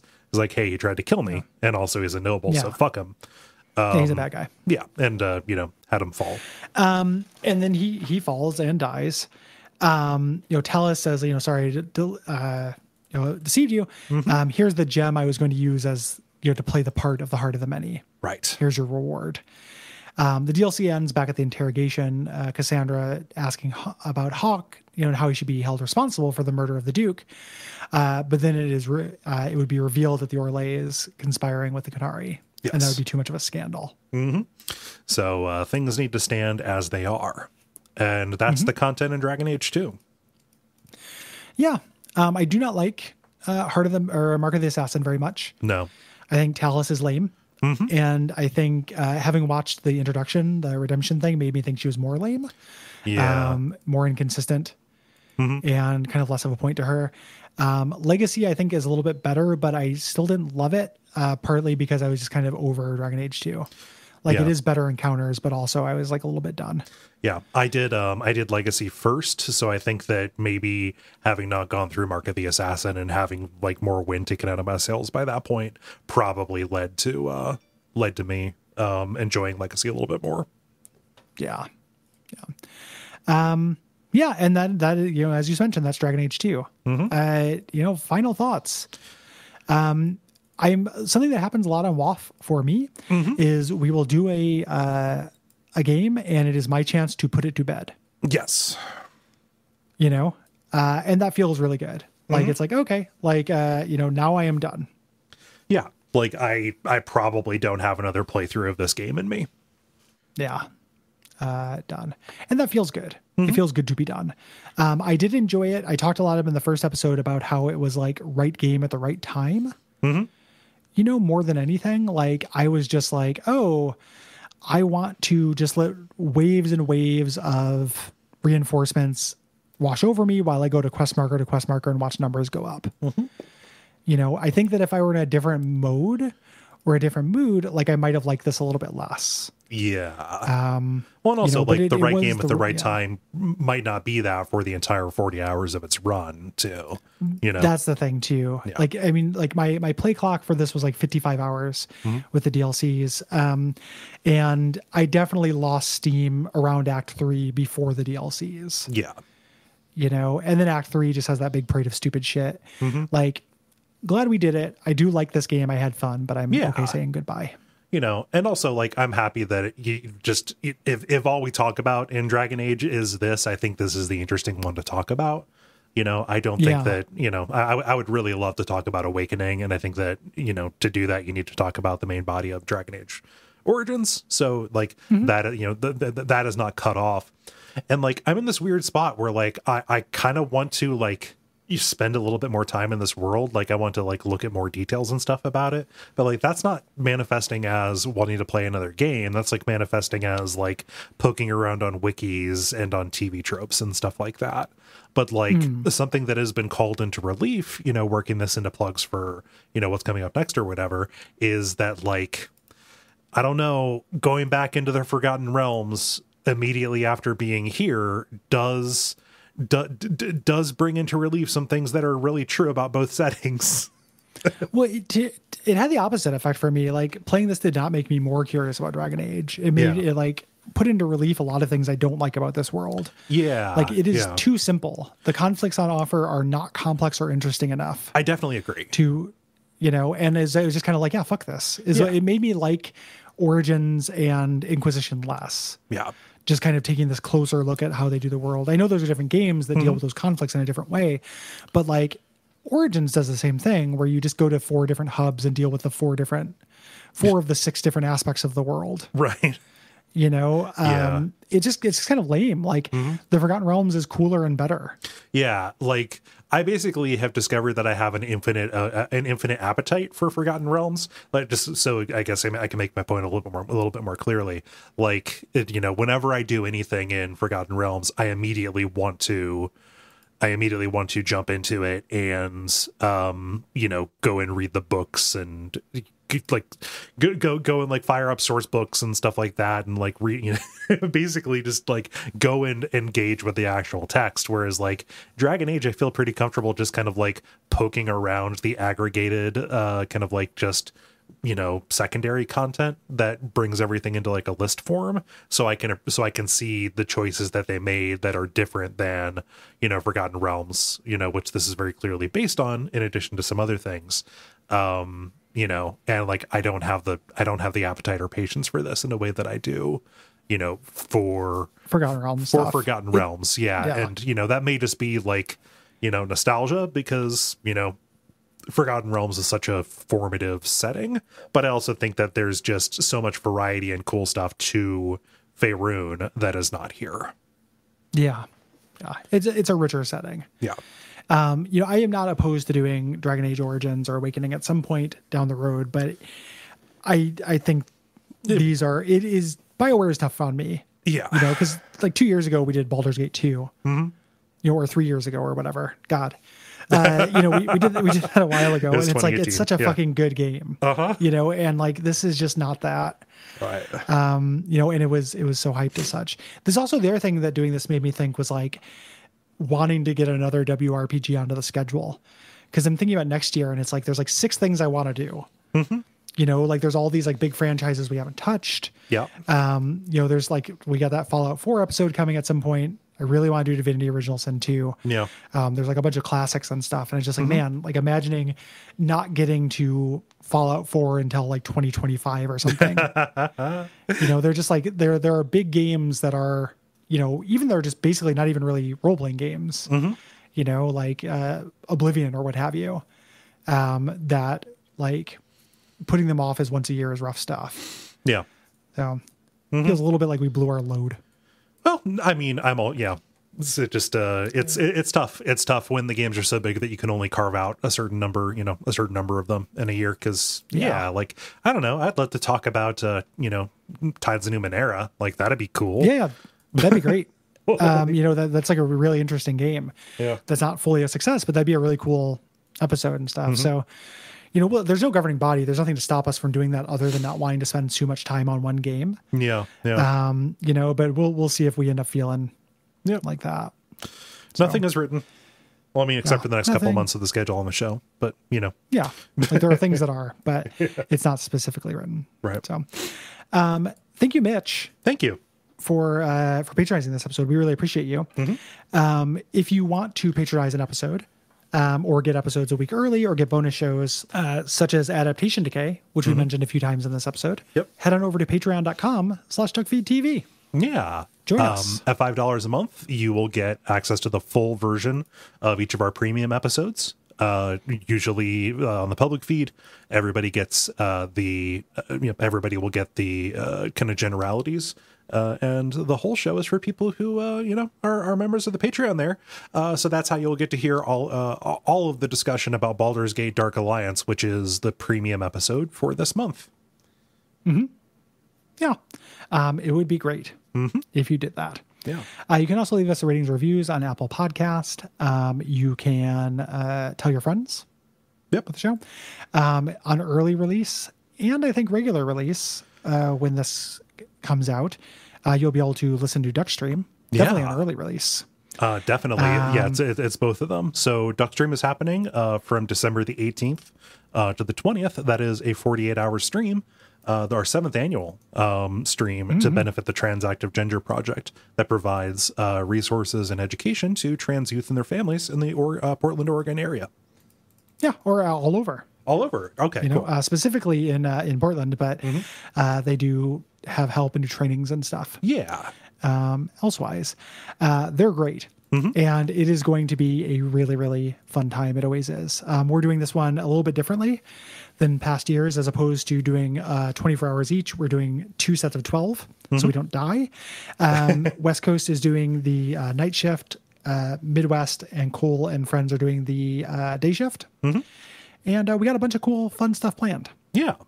I'm going to be playing Echo Night Beyond, which is a FromSoft survival horror game that not a lot of people have dug into, so that's going to be good. What's a highlight thing that you're going to be doing over at nighttime? Brayton Cameron is running a game of Vampire the Masquerade. Ooh, shit. For us. Nice. We're going to be doing more Baron Munchausen, like some more tabletop stuff. Nick is playing Bloodborne for the first time. Oh, dang, really? He's never played it. Man, Yep. what a lucky dude. So to play that game for the first time. Yeah. Imagine. So he's going to do that for the first time. I'm going to check out the Dark Souls roguelike mod. It's going to be good times had by all. Yeah. Going to have a Teenage Dirtbag segment and then like our normal, Jackbox and probably like regular human basketball and shit like that. Nice. So yeah, fun times. Yep. So go to duckfeed.tv/duckstream to get information about that. But on the when the event is going, it'll be at twitch.tv/duckfeed.tv, the network's Twitch channel. Yeah. On the early release episode, there is still time to write in about Dragon Age 2 and Baldur's Gate Dark Alliance. The deadline for that is the 15th of December.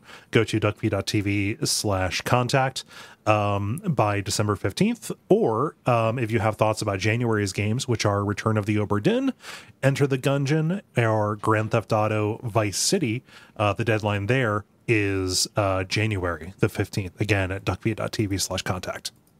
Yeah, and happy holidays. Yeah. Regardless of if or what you celebrate. I think we can all agree that we that we want you to be safe and to enjoy yourself, whatever you decide to do. Absolutely. Yeah. So until next time, what should they watch out for, Cole? They should watch out for centrism. You should. Umbasa. Matthew Umbasa. McConaughey. Come on.